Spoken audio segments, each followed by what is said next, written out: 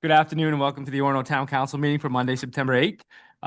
Roll call shows we have Councilor Andrea Hardison, Councilor Sarah Marks, Councilor Dan Demerit, Councilor Matt Powers, Councilor Leo Baker, and Councilor Kenny. Are you online with us, Leo?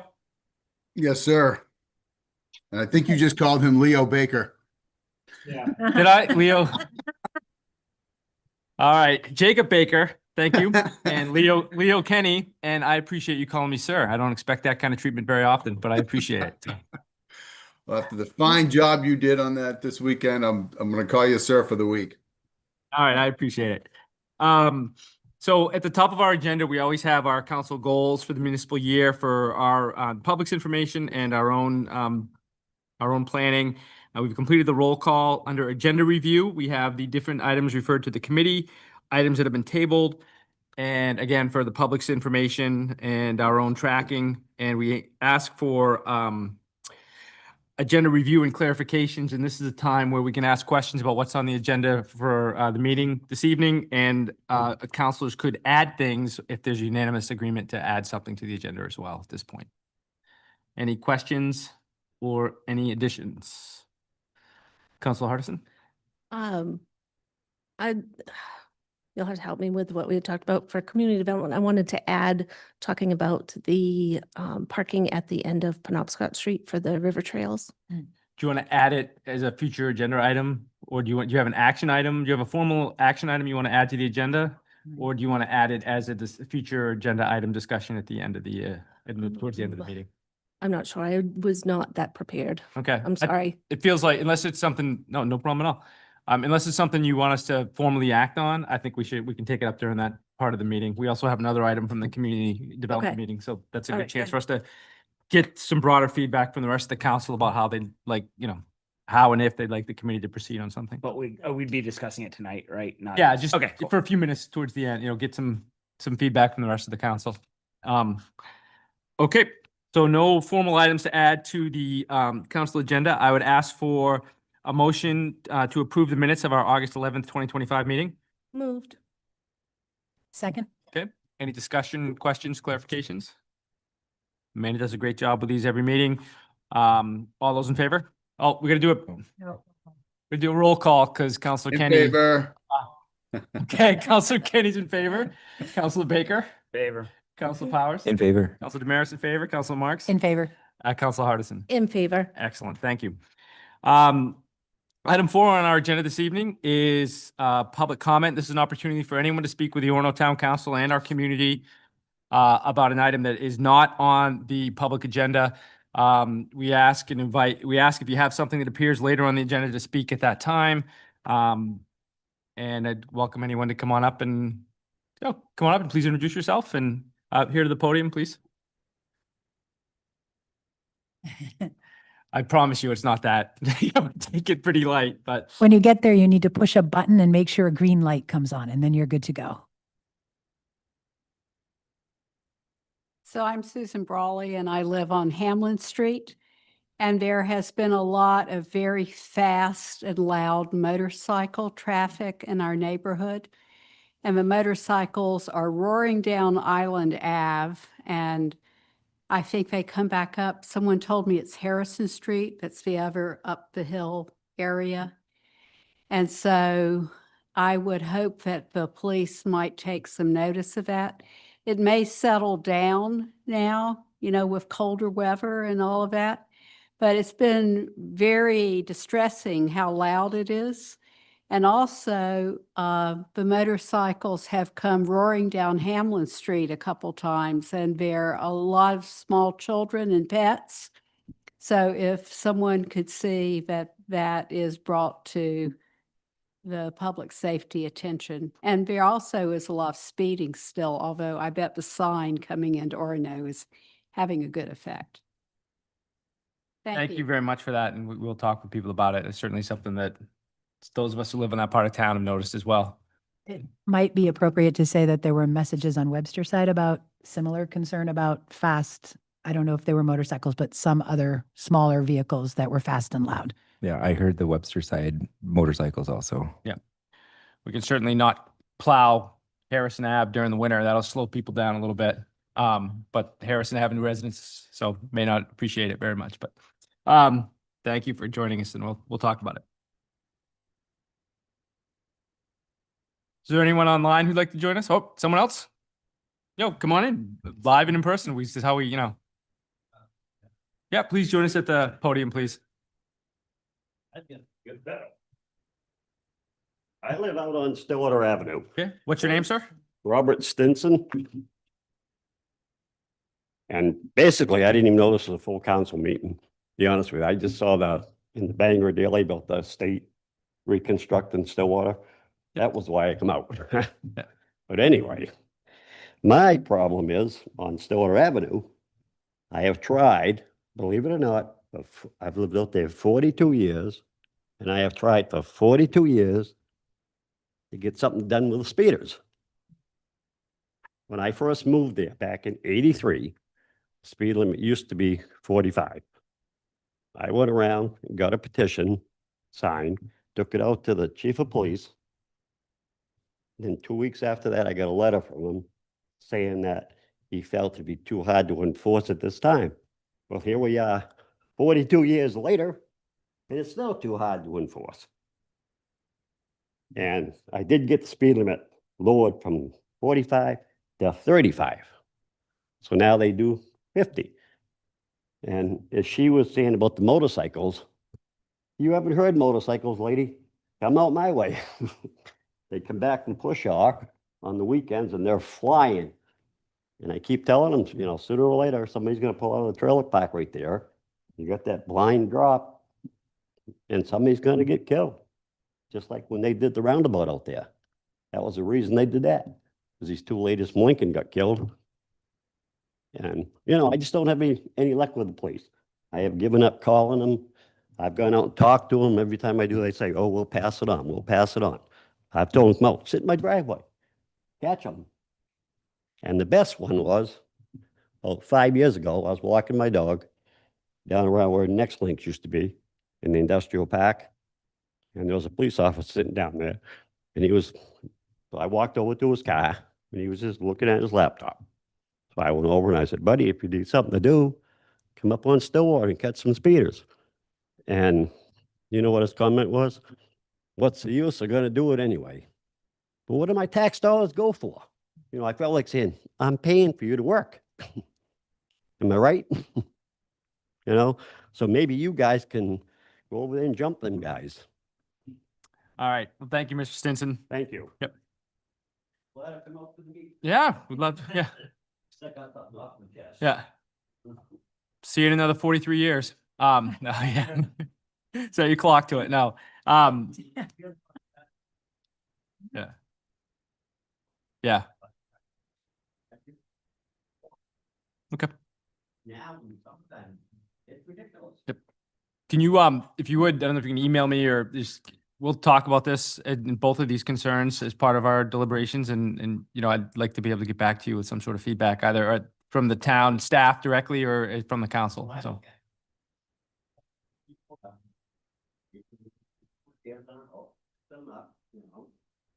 So I feel, why should my tax dollars support the police department when I can't get a service from them? Okay, well, thank you. Yep. All right. Is there any more public comment in the room? Yeah, please join us.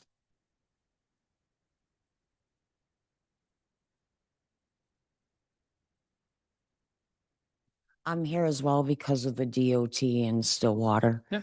My fiance lives at 77 Stillwater. Yep. Can you just share your name with us too, please? Byron, my name? Yes. Lisa Dutton Roy. Okay, Lisa, thanks for joining us. Thank you.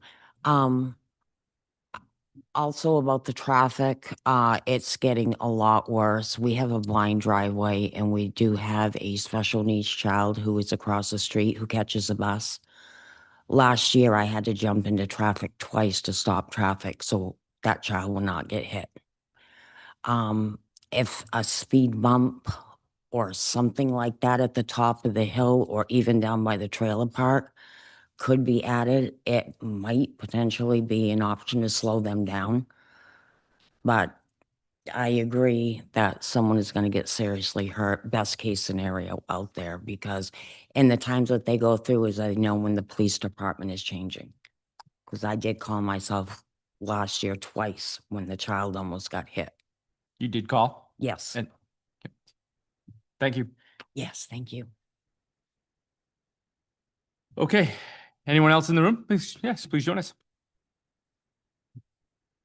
My name is Diane Bynum. I live in end of Penobscot Street here in Orono. Hey, Diane.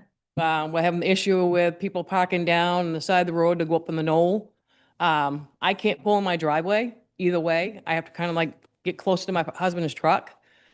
You've had vans down there, you've had school buses down there. The sign's been put up, but you've got people coming around to see the signs are up, turn my driveway, spin off and go down the road really quick. So now where the signs are stopped, now they're parking down the hill. And we have a sheriff that lives right next door to our neighbor. If he ever comes out of there to go to a call, he's gonna hit one of them cars. They're right across from him. So, On the side of the street. yes, on the other side of the street. Yeah. Because it's getting kind of ridiculous because people are just taking their animals down there to go to the bathroom, as I was saying, take them for a walk. Take them somewhere else, you know? You can go down there for a walk, but don't take your dogs down there. No leash on them at all. Let them run around. There's other people walking down through, you know, very easy to get attacked by a dog. I just had enough. I've lived there all my life and just getting really sickening to have cars parked down there, all the way down the hill. School buses, once in a while, we have an 18-wheeler go up there because they told them to take the first right and they come right up to my house and we have to back them down. Yeah, that's tight. And then you have, what if fire trucks need to come up or ambulances, FedEx, UPS, mailmen. Trash truck has to back up to my house because them cars are all parked right there. So, Okay. We did talk about it at the community development meeting last week, and we will be talking about it towards the end of the meeting under future agenda Okay. items tonight. So thank you. yep. It's my favorite mountain bike trail in Orono is the end of your road. Yeah. Only go on my bike though. Yes. Yeah. Okay. Thank you. Any more public comment in the room? You don't have to, but you're welcome to. Okay. Cody, anybody online? Okay, we'll conclude our public comments and we will turn first to our presentation discussion item, Webster Park updates. And is that you, Clint? So there was a attachment memo in the packet from the Public Works Department, Megan Hess.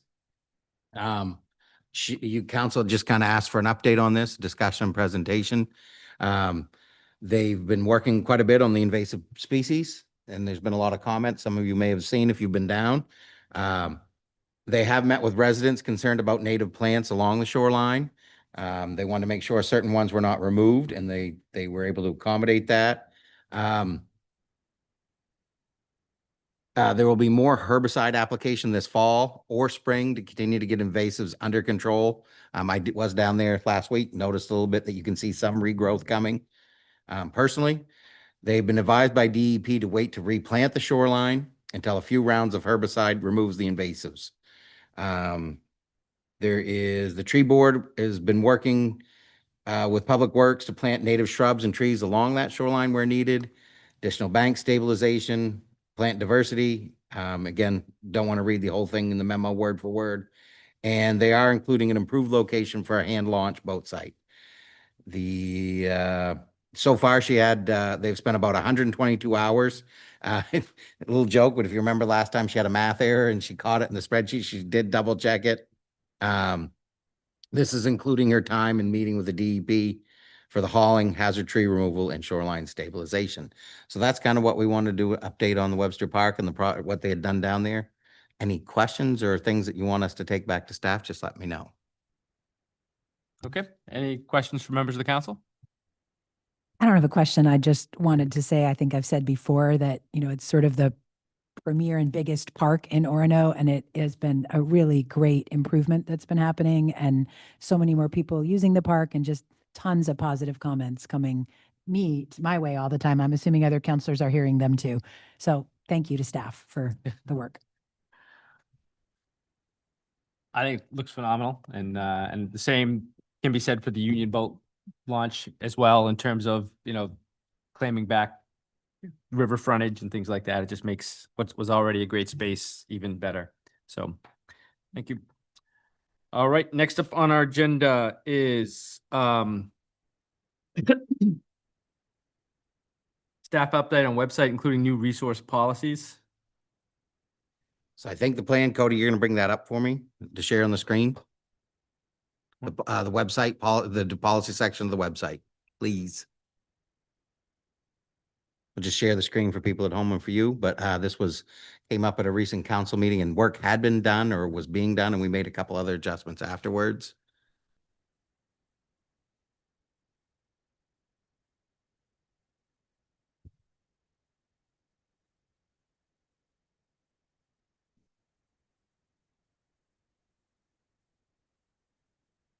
Yeah, it's the new one, yes.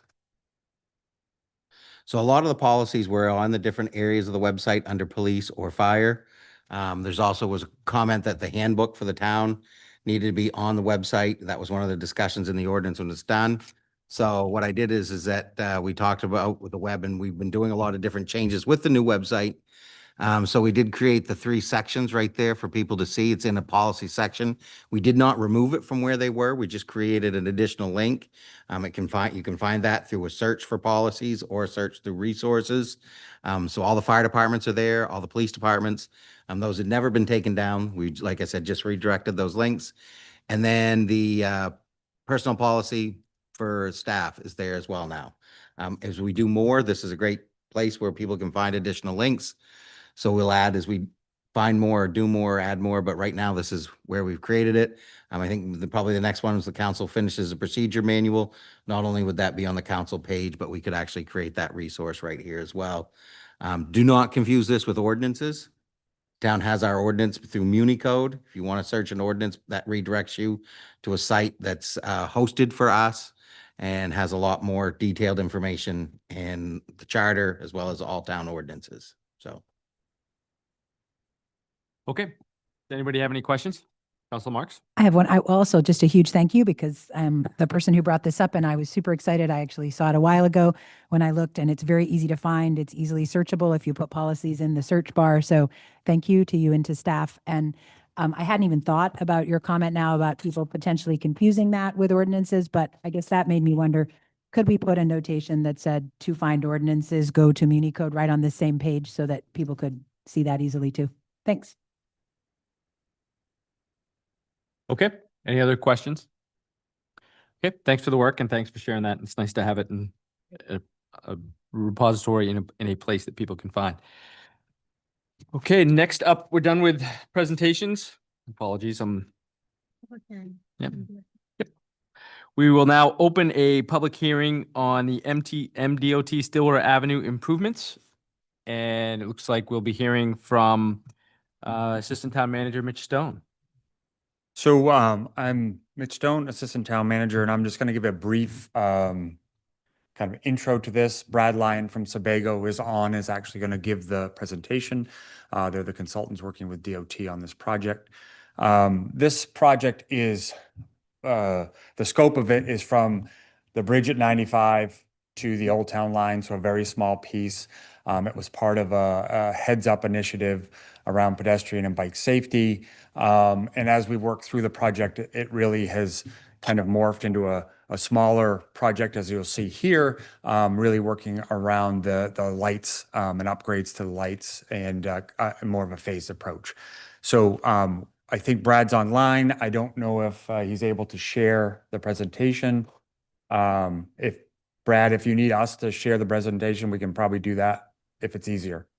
Yeah, first off, can you guys hear me okay on your end? Yes, we can. Okay, perfect. Good afternoon, everyone. Let me see if this works first, and if not, we can go a different avenue. Cody, can you maybe even turn him down just a little bit? I don't know if you can. Or maybe, Sorry. yeah. That's all right. You guys see the first We can see it, page? yes. Okay, that's okay on your end? All right. Thanks, Brad. You're welcome. So once again, for those of you that don't know me, Mitch did a good job introducing the project, but my name is Brad Lyon. I'm serving as the project manager on this project. As Mitch previously stated, this is a locally administered project with the Maine DOT under the WIN that you see there, 26316. These are the project intersections that are within the current project. So we've got, starting from the south, Stillwater Avenue at the I-95 interchange. Working north, we go to the signalized intersection of Godfrey Drive. And then at the end of the project, we've got the intersection with the University Mall. So this is just a blow up of the intersection. So really nothing of note here. I'll kind of dive into the scope of work here on some future slides, but this just kind of gives you the layout as well as some information on the roadways itself. Basically, should be no surprise to you guys. Stillwater Avenue is classified as a minor arterial. This section has a posted speed of 35 miles an hour. Obviously, you heard the public comment previous to this presentation that we're not saying that traffic is going 35, but that is what the posted is. So certainly hope you guys can appreciate that fact. And then on the last row there, you see what your rough average annual daily traffic is, or your traffic volume. So generally speaking, on Stillwater Avenue, depending on time of year, of course, you get about 19,000 vehicles a day traveling this arterial. And What does again, we're the just AA, Brad, what does the AADT stand for in average from context? Yeah. No, it stands for average annual daily traffic. So that's your 24-hour time period, how much traffic's on the roadway. Thank you. Yep. To give you a sense, and it's not always perfect, but when we do our analysis on the basis of peak hours, so typically look at the AM, the PM peak hours, and generally speaking, depending on your corridor that you're on, your peak hour traffic can be around 10 to 15%. So to give you a context, like in an hour, there might be close to 1,900 vehicles on the road, but that's a total 24-hour time period, about 19,000 vehicles on the road. Again, just kind of working north here, Godfrey Drive is Stillwater Ave, same kind of roadway characteristics. Continuing to the end of the project, we go to the University Mall, and then obviously there's a driveway creating the fourth leg of this intersection. So one thing we do when we look at locally administered projects, or any project for the Maine DOT of that matter, safety data is always something we're looking at. For those of you that don't know, Maine DOT has a metric called high crash locations that they look at across the state. And basically, an intersection or a segment of roadway is considered a high crash location if it has two criteria. Criteria one has to have 8 crashes or more in a 3-year period. And then it also has to have a CRF, or a critical rate factor, greater than 1.0. And what that critical rate factor is it obviously is looking at the severity of the crashes. So property damage, for instance, is weighted a lot less than obviously fatalities, but it's also comparing intersections of similar geometry and traffic volumes to other intersections in the state. So using that criteria, we have 2 intersections that meet that high crash location criteria. If I can just go back real quick. I don't know if someone else is controlling that, flipping between slides here. Stillwater Ave I-95 had 9 crashes with a CRF of 3.85. And then the University Mall, the intersection furthest to the north, actually had 16 crashes with a CRF of 2.0. So there certainly are some issues with safety at these 2 locations, and that's not to say that there's not issues in other segments of the corridor between it. We're strictly just looking at the high crash location criteria. So that seems to kind of suggest, if you will, there's issues both with pedestrian safety and, as we heard earlier, and as the data kind of shows, certainly issues with speeding as well. So general purpose and need for the project, as Mitch stated, the first phase of this, and really what I'm presenting today, is more maintenance related, but we hope it's going to help to set the foundation for future improvements down the road. First and foremost, we're looking at highway safety for pedestrians of all abilities. So basically ADA accommodations, making sure that those, for instance, the pedestrian push buttons have the audible messaging, the locator tones, such that people who are blind know where to find those buttons. We're also looking at the traffic signal equipment. So Maine DOT has some guidance that they keep actually pretty up to date to look at the mobility and safety for all modes of traffic. Again, first and foremost, we're looking at pedestrian safety. But if we can improve vehicular mobility through coordination and better detection, there actually is an indirect way to kind of leverage the speed limit and try to enforce the speed limit to slow traffic down through that signal timing. And then finally, the curb ramps. Anytime Maine DOT has a signal project and they're breaking ground, it is a requirement that all of the existing landings and ramps all are compliant with the Americans with Disabilities Act. And I'll talk a little bit more about that in a future slide here. So in summary, this is some of the major components that we're doing as part of the signal improvement work. There's going to be new traffic signal cabinets being installed. These are ATC. Basically what that means, it's an acronym for Advanced Transportation Controller Cabinets. These are, both from a maintenance perspective, it's a safer cabinet where all the live voltage is on one side of the cabinet and everything that, a signal tech wants to work on is on the other side. There's also advanced monitoring capabilities that we can use through that. A big thing that we've seen, and we talked with Mitch and Public Works about this, is you've had some malfunctioning detection out there. So for those of you that are familiar with the corridor, this is probably most evident in the middle of the night where, you might be on a side street waiting to get a green and it seems like it's taking forever. Well, that's a function of the detection not working. So we're hoping to upgrade that with some new video detection. We're going to have some blank out signs. Sorry that the slides must be on a timer on my end. So if I flip back, it's because I haven't finished the slide here. So my apologies. Blank out signs, similar to what you have in the downtown area. Realize those haven't been working for a while, but there is a benefit to having improved messaging to motorists. So the pedestrian crossings, for those of you that are familiar with this corridor, the pedestrian crossings operate under what we call concurrent pedestrian phasing. And that means pedestrians are crossing at the same time that vehicles are going. So there's going to be some enhanced safety where we're going to illuminate these blank out signs to let motorists know when pedestrians are crossing. There's also going to be some signal timing improvements we're going to make to the crossings themselves, particularly as it relates to something that's called the lead pedestrian interval. And what that means is rather than pedestrians going at the same time with vehicles, so say you get a walk symbol and the vehicles get a green, that typically happens at the same time. What we're going to do is we're going to give an advanced phase for pedestrians to allow them to get into the crosswalk and hopefully be more visible to motorists.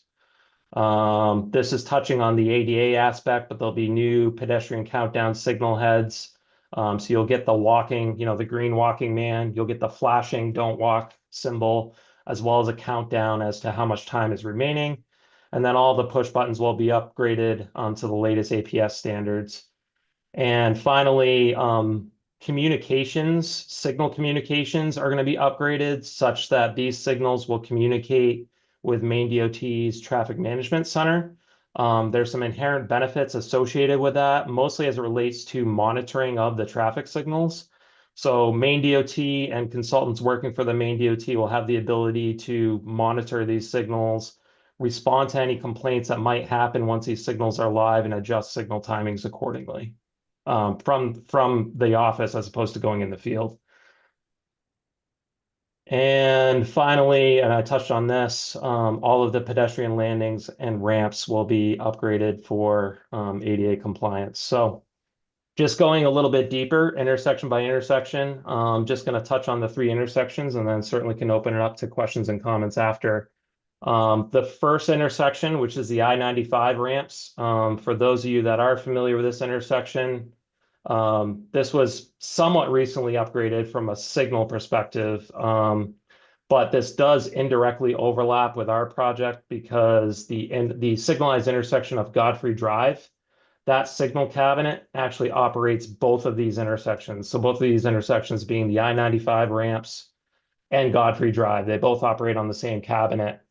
So since we're replacing that cabinet, there's a need to upgrade the wiring at this intersection. This is an intersection that also has had malfunctioning detection. So there will be a new video detection system being installed here. But other than that, all of the existing signal infrastructure at this intersection would remain. As you guys are probably familiar, there's no existing pedestrian accommodations here. So no need for ADA upgrades or anything of that nature. The other thing I should mention on the cameras, and I can flip to this next slide because we'll have a camera here as well, is those cameras, as I mentioned earlier, the signals will be networked to Maine DOT's Traffic Management Center. And these cameras are viewable. So should town staff, people at Public Works, emergency services want access to that video feed, we can grant them access. It's important to note for the Freedom of Privacy Act, we don't have the ability to identify license plates, nor do these cameras record. But for incident management, for instance, before responding to the scene of an accident, we have had some communities in the past that want to query the video, look at the video before they get there. So there is a need from a safety perspective to provide that access. From a traffic engineering perspective, these also count traffic. So it's basically a permanent count station. So, you asked a question earlier about what is ADT? Well, that count was done a couple years ago. So should there be the need to upgrade the signal timings, these camera systems can count traffic in real time such that the signal timings can be better adjusted to basically meet the current traffic demand rather than, traffic counts that were done a couple years ago. So that's a little information on what these signal cameras can do. Going to Godfrey Drive, just to kind of explain the colors here. On the top of the screen, this yellow represents basically repaving of an entrance. So we're basically having to do some driveway regrading again to meet that ADA compliance on all of these landings. You'll see that crosswalk in black kind of going up to down. Crosswalk would be restriped at this intersection. And then on these corners, the existing pedestrian landings and ramps would be reconstructed again for that ADA compliance. We will have a new traffic signal controller. You can kind of see it on the top left here, this rectangle, if you will, next to the existing one will be installed. There will be new vehicular signal heads, so brand new LEDs with retroreflective back plates. So those are the black back plates with the yellow retroreflective band just for improved visibility. And then some of these symbols, you can see it'll be new pedestrian countdown heads on the mast arm structures themselves.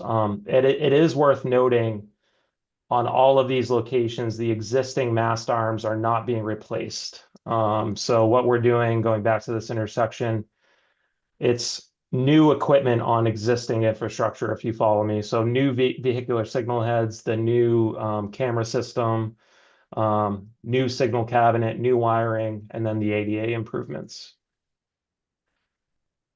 Final slide here. We're at the last intersection. We're at the University Mall, which is on the top of your screen. The driveway is on the bottom. Again, using that same color, if you will, that yellow represents regrading of the University Mall Drive to achieve ADA compliance.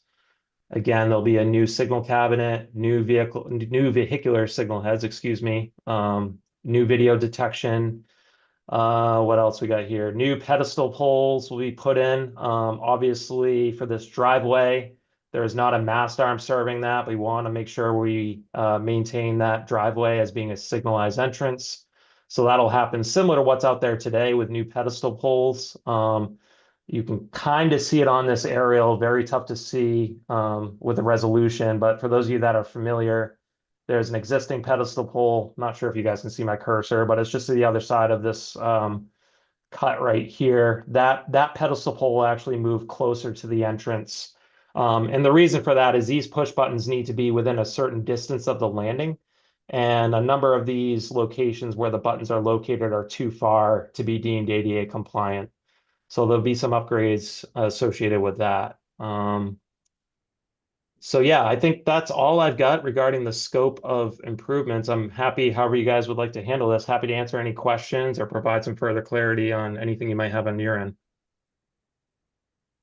Okay, so this is a public hearing, so we'll want to hear from the public as well on this. Is there any clarifying questions just immediately from council before we ask the public to join the conversation? Councilor Marks? Yeah, I just wanted to clarify on the timing for pedestrians. I was glad to hear that there were going to be improvements on that, it sounded like, but I just wanted to clarify, once this project is done, will there no longer be simultaneous pedestrian crossing and car movement, or will there still be simultaneous, but just with more lead time for the pedestrians to get started? That's a great question, and sorry if I confused it. So there's two modes of pedestrian crossings at signals. There's concurrent, which is what you have today, where pedestrians move with vehicles. And then there's what we call exclusive pedestrian phasing. So traffic stopped in all directions and the pedestrians move by themselves. What we're maintaining out there will still be the concurrent pedestrian phasing, but we're implementing a timing strategy called LPI, or leading pedestrian interval. And what that allows is for a segment of time, it's about 5 or 7 seconds for pedestrians to get off the landing and into the crosswalk before vehicles go. So hopefully, pedestrians are more visible to motorists, combined with the LED blankout sign to alert motorists that pedestrians are in the crosswalk.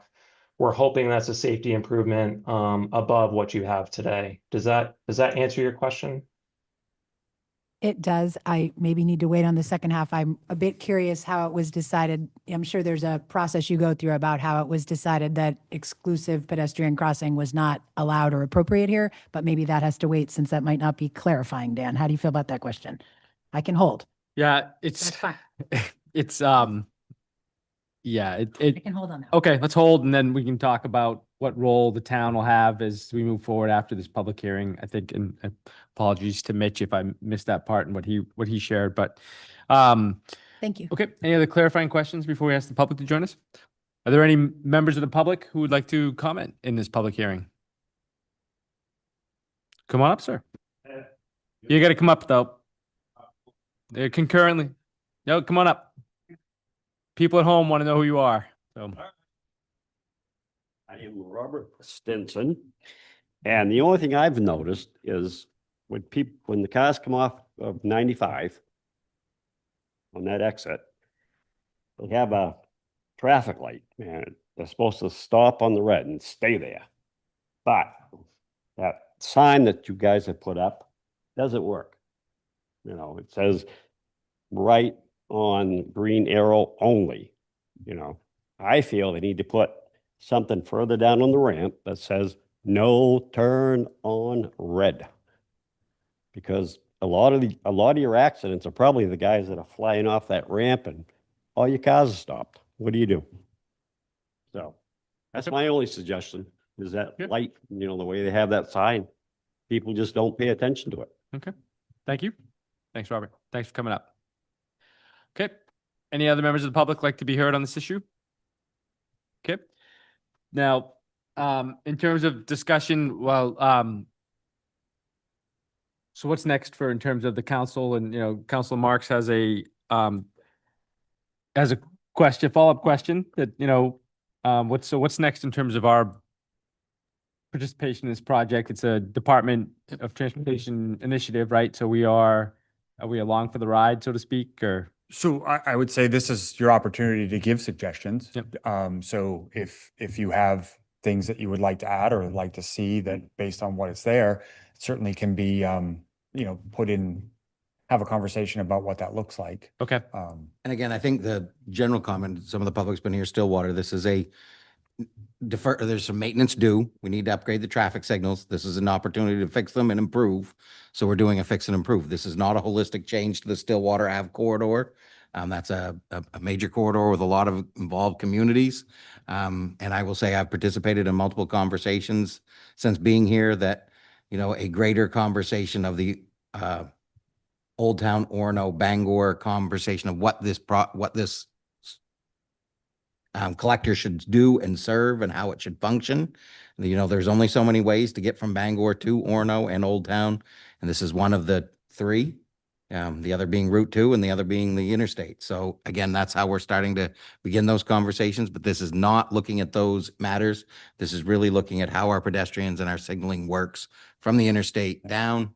There are other projects coming up, but this is pretty much a signaling and some pedestrian improvements. Okay. And all of these would not, you wouldn't have to undo any of this to continue to move forward, so. Okay.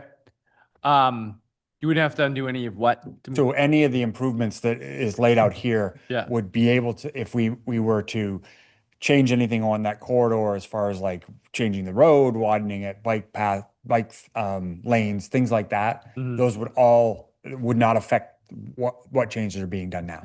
And is this considered a DOT, is this a state road such that we don't have the same kind of opportunities we have in municipal roads in terms of speed table? I mean, not necessarily right in this space, but elsewhere, given the concerns we're hearing from other people who live on Stillwater Avenue. So I think you need to take this as its little piece. Yep. And not think about the whole corridor here, because I think they're two different things.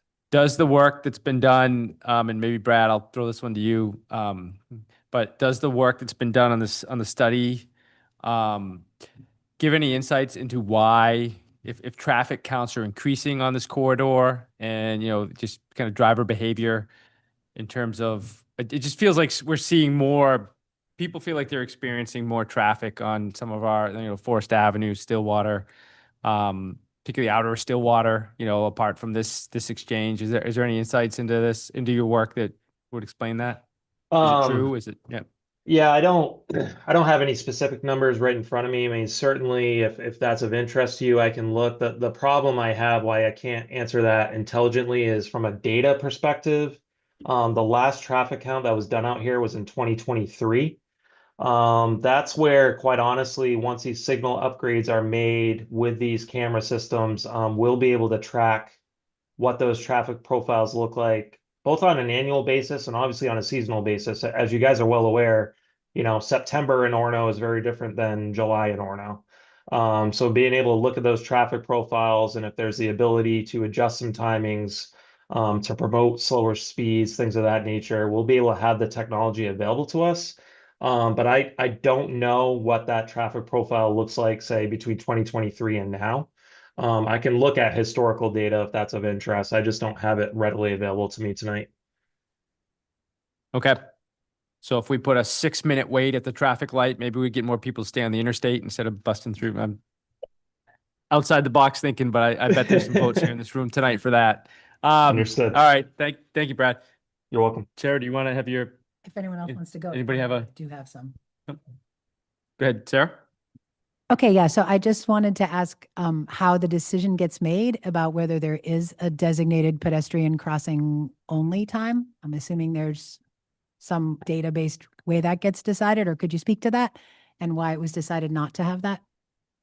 I think those discussions are still up in the air right now, and I appreciate your concern on that. And I probably failed to mention, we're still in the preliminary design stage right now. So, you know, if there's some local concerns on converting that to an exclusive pedestrian phase, I think we can certainly still have those discussions. Typically, what we look at is the vehicular volume and the amount of pedestrian crossings that are present. So typically, if you have a low pedestrian crossing volume and a high vehicular volume, that is conducive to having concurrent pedestrian phasing, because anytime you implement exclusive pedestrian phasing, even if you've got one person pressing the button, excuse me, for one crosswalk, you are stopping vehicles in all directions. So you'll see a degradation to your level of service for vehicles. So that's typically what we look at. Certainly every corridor is unique. So if we saw data really speaking to there's an issue with pedestrian crashes here, outside of something that can be handled with LED blankout signs and that LPI timing implementation I talked to you about, that might be a reason to put in exclusive pedestrian phasing. I will say the infrastructure we're installing would allow us to go in either direction. So, you know, should down the road, I'm not saying you want to wait and see, but should down the road you make a decision and, turns out in actuality, like you look at it and you're like, oh, that wasn't the best move, you can always go back. So there isn't increased work for concurrent versus exclusive. But I am making note of your concerns, and it's something we'll look at closer. And I would certainly be interested to hear from other people as to if you have a preference one way or the other. So again, I can speak to you to process, but you guys are the ones who live it, drive it. So certainly that local insight is paramount for us as we proceed with the design. Thank you. That was very helpful. My second question, it might be to you, it might be to staff, it might be a little of both. I'm aware that this area is also the area that we heard a lot about at the beginning of the Orono Stops campaign for school buses, correct? Where there's multiple lanes and have been quite a lot of problems with cars passing stopped school buses when kids are getting off. So I understand that this is just dealing with lights, but I'm just curious, is there any way that this project might help to improve that situation for our school buses and our students, or any way that it already is going to do that? I just want to be sure we're thinking about it because I'm aware that it is the same problem area, I believe. Yeah, so there's no I guess structural change to the lanes or all that, but from my understanding with the Orono Stops campaign and the big push around this, that has drastically slowed down. There's some signage up there that talks about how people have to on all the lanes stop for them. So I think that has reduced. We have seen that already come down, but there isn't anything in this phase of this project that's really looking at kind of narrowing it down from that 4-lane to less than that would really, help people understand, obviously, that when you're going the other way in the farthest lane, you still need to stop. So Yeah. I was wondering if it's possible that some of these cameras might show footage that would be helpful to see how often it's happening beyond what the one school bus driver's reporting. Will they show that area or not? They just show the actual intersection?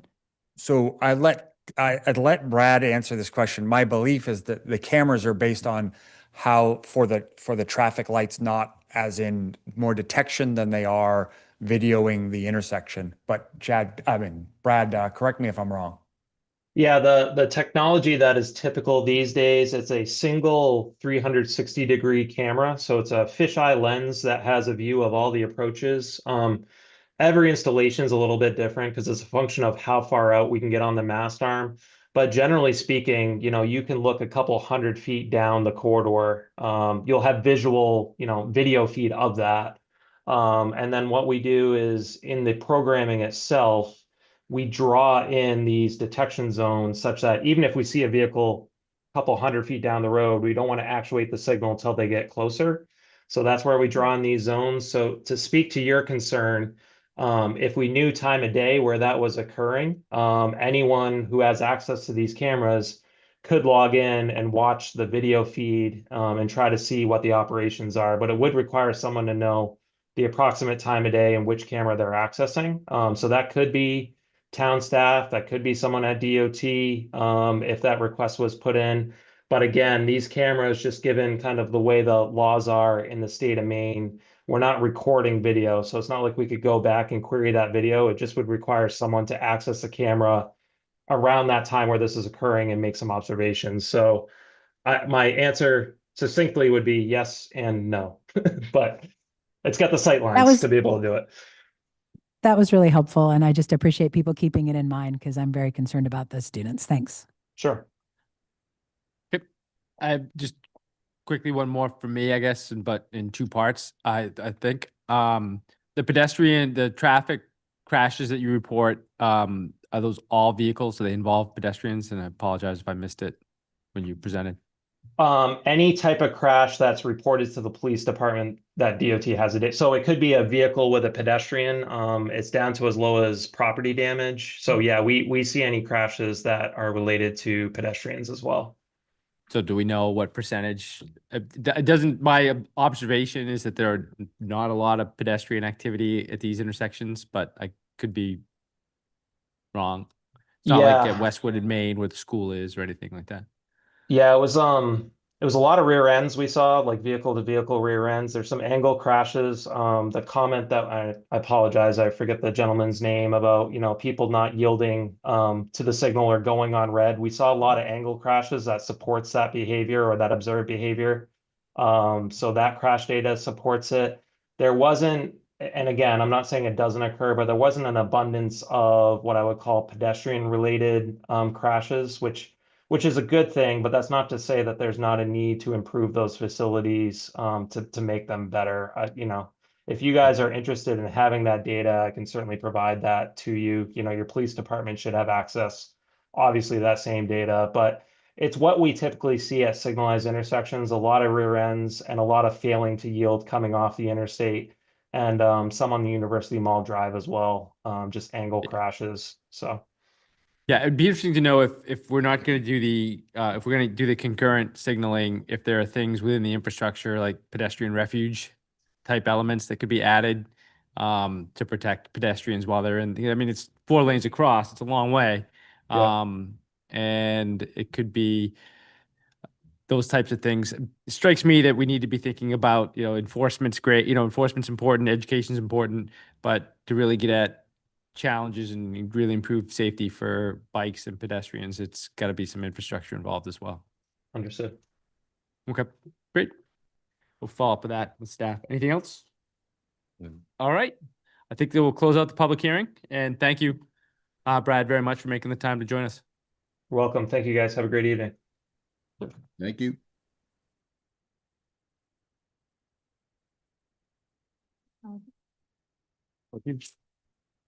Um, all right, thanking Brad, as I just did, does not count as my acknowledgement by council members, but we'll start with, though I do appreciate him being here.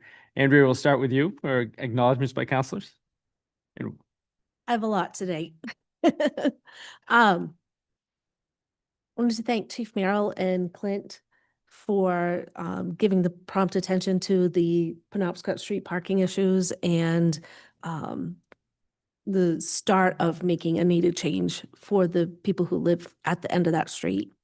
I wanted to thank Earl Labonte and Clint for helping to search for a solution to slow down the traffic at the curve where North Main Ave meets Penobscot Street. I'm not sure I agree with the yield sign yet, but it's a good starting point. Huge thank you to Captain Neto and B Shift with the fire department for helping to set up and return the dunk tank at the Student Information Fair last Wednesday. You all did a great job encouraging the students to buy a ball to dunk the UNH and Boston College hockey fans to the right of me. And part of the reason I was not fully prepared for how the action items, and I'm still stuck on the success of the festival day. And I have endless thank yous to residents, students, staff, volunteers, everyone who made that day the success I think it was. And I'll try and go fast. Holly Gunn, Sam Ronco, and Mike Archer for connecting me to Orono students needing service hours. Natalie Wright for her immense help with coordinating the craft fair. All of the vendors who participated in the craft market. Sarah Marks, Clint DeShane, Chief Merrill, Captain LaJoy, and Officer Patterson for helping me in the town information table at the market. Chief Higgins and the fire department for allowing us to use the fire station for the pancake breakfast. To all of my breakfast volunteers, we served 167 people that morning, which was twice as many as we even hoped to expect. And I already have for my list next year, chocolate chips for the kids and better warming dishes for the maid cooked pancakes. Let's see. Okay, all right. To my family who not only listened to my OCD organizing and planning, but they showed up to help with the pancake breakfast. Linda Dowdy, Jamie Belanger, Mina Chandrasekhar, Nancy Solmarks, and Matt Powers for their leadership in fundraising and event planning. Our assistant town manager, Mitt Stone, for being our voice of reason and guidance as we planned and executed the events. Cody Vigu for the marketing and social media campaigns to bring residents out for the festival. The Public Works team for all the work that they did, bringing the tables and chairs for the breakfast and preparing the lot over at 56 Main for the Crafters Market. Leo Kenny for the great job with the dedication of Bruce Farnsworth Way. And almost done, Thank you to Council Chair Dan Demerit for the vision and determination to bring back Orono Festival Day and celebrate the community. And last but not least, a huge thank you to everyone who did come out to support, participate, eat, shop, and play. And you all are what makes Orono the great community that we are. All done. That was very well done. Thank you. Councilor Marks, top that. Well, there's definitely a thank you missing from there to Councillor Hardison. So that definitely needs to be added. A huge amount of organizing for that event, and also Councillor Demerit and Powers, who really worked hard on that. I also wanted to say a big thank you to Cody Vigu and our consultant who have launched the 360-degree surveys that are out for the public and staff and council to give us feedback on council, how we're doing on council, the goals we've set for ourselves, whether you think they're the right goals, how we're doing on them. Likewise for our town manager, Clint Deshan, who's now been here just over a year. Those are live on the website. And so I want to put a plug out to the public to fill them out, to staff to fill them out, to counselors to get on there and fill them out. And also to share them with other folks. So if you got an email or a social media post, pass that on. If you didn't, if you go to the town website, there's a link right there on the homepage. Copy that link and send it out to everyone you know, because the more people in town who let us know what's working well and what's not, the better we can all be. And one of the questions is, in fact, about Orono Festival Day. So if you loved it, please get on there and say so. If you have suggestions for how to improve it, please do that. And just spread the word to as many people as possible. All right, we'll go Councilor Powers, Councilor Baker, Councilor Kenny, and then I'll go last. So Councilor Powers. All right, I'm gonna miss people. I'm sorry, but I have to say a huge thank you to the firefighters who started our dunk tank out right. It was so much fun for the heckling. They also were our first donors to this whole weekend, so thank you, firefighters. Also for the downtown businesses who gave goodies to hand out to the students so that we gave them something, not just said, here we are, we're Orono. So thank you. In particular, I have to thank Ampersands because they gave us quite a lot, but all the downtown businesses were super supportive. So thank you, all downtown businesses. I want to say thank you to Natalie Wright for the cupcake walk, and the Golden Bean for helping provide the cupcakes for that. The Geezers and Sneakers for the incredibly fun race walk it was a race walk of the ages between the kids and the Geezers, and they provided the winners with gifts. So much fun. We have one here. Thanks for helping out with that. That was really, really fun. I want to thank the Church of the Universal Fellowship for their craft table. It was constantly stacked with kids this weekend. That was really great. All the volunteers, the ones who blew huge bubbles and who kept the kids safe in the bouncy houses. I've got one right here. Thanks for that. And the UMaine student life staff, maybe Dan can name them by name, because they brought out a lot of the tremendous yard games, and they were super helpful and very supportive. So I want to thank UMaine and the UMaine hockey team who came out to the Pie in the Sky race walk, and my son got a big picture with them. That was really meaningful. So thank you for all that. Excellent. Councilor Baker.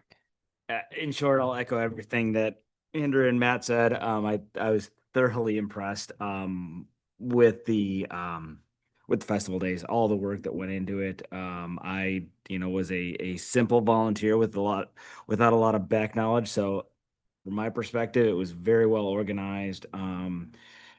Everybody I talked to at the Kid Zone had a great time. It was just absolutely phenomenal. So staff, council, everybody that made it a success. It was a lot more than I was anticipating in its size and scope. So appreciate it. I have to break in real quick and just say thanks to Dan, because he coordinated getting all that stuff to the Kids Zone. It was amazing. Thank you, Dan. Sure. Thank you. And thank you for everyone did a good job of keeping it together. So, I didn't have to pay for, missing bean bags and stuff like that. I thought for sure we were going to have something go wrong. Yep. And Councilor Leo Kenny, who did a great job. I'm not going to do an acknowledgement about the Orono Festival Day. I just want to weigh in and say how awesome it was and how awesome everybody did. It was so amazing to have that back after 11 years. I guess the simple acknowledgement will be to Dan, Andrea, and Matt for driving it. I know there was so many involved, but you guys, I think, did a ton of work and made it. It was just so awesome to see it back. So awesome job there. My acknowledgments, I have four, and they're more on the sad version. I want to acknowledge the passing of some really significant Orono figures within the past month or so. Marlene Doucette, many people know Marlene. She's lived in Orono 90 years, and she drove her bus for the schools. She worked at Laverdia's. Her mom started the thrift shop, and Marlene probably worked it and ran it for decades. In her 70s, I think, probably late 70s, she was working for the town, just picking up stuff in the parking lot. What grew up as from fourth grade on, she was my neighbor, and I was best friends with her son, who has passed as well. But really, they do not make. If a lot of you know her, and they do not make them like Marlene anymore, and she's really gonna be missed from the community. So I want to acknowledge Marlene Doucette. Another one, Leo Pelleriti, who was a social studies teacher at Orono back in the 80s, probably 90s too, a football coach, baseball coach. Just I had the privilege of playing for him. Just a great man, a real Renaissance man, and his passing was within this past month or so as well. Steve Gardner, who was an Orono guy, also teacher, coach, administrator in the Orono schools. I think 70s, 80s, maybe 90s and beyond. Still has his daughter still lives in town, grandchildren. But these people, huge impact on so many people that I've grown up with in Orono. Sorry, and lastly, Woody Carville, who is a longtime Orono resident, UMaine, teacher, professor, coach, athletic director, retired Army Reserve colonel. Lived on Bennick Road, kept a beautiful yard and gardens out there, and again, just really some longtime iconic Orono figures that we've unfortunately had to say goodbye to, and I want to acknowledge them. Thank you. Yep. Thank you, Leo, very much for that. And for sharing that. I would like to also mention Nancy Marks, who did the pie in the sky and the fun run, who did one of our pod leaders, a non-council pod lead. We called them pods.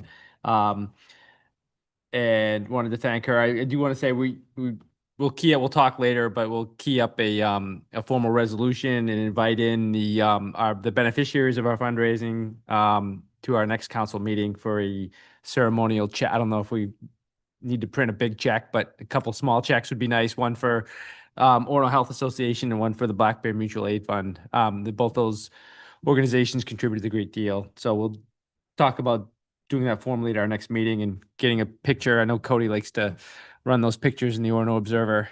It's as small as he can get them. And it's a little running joke with Cody and I.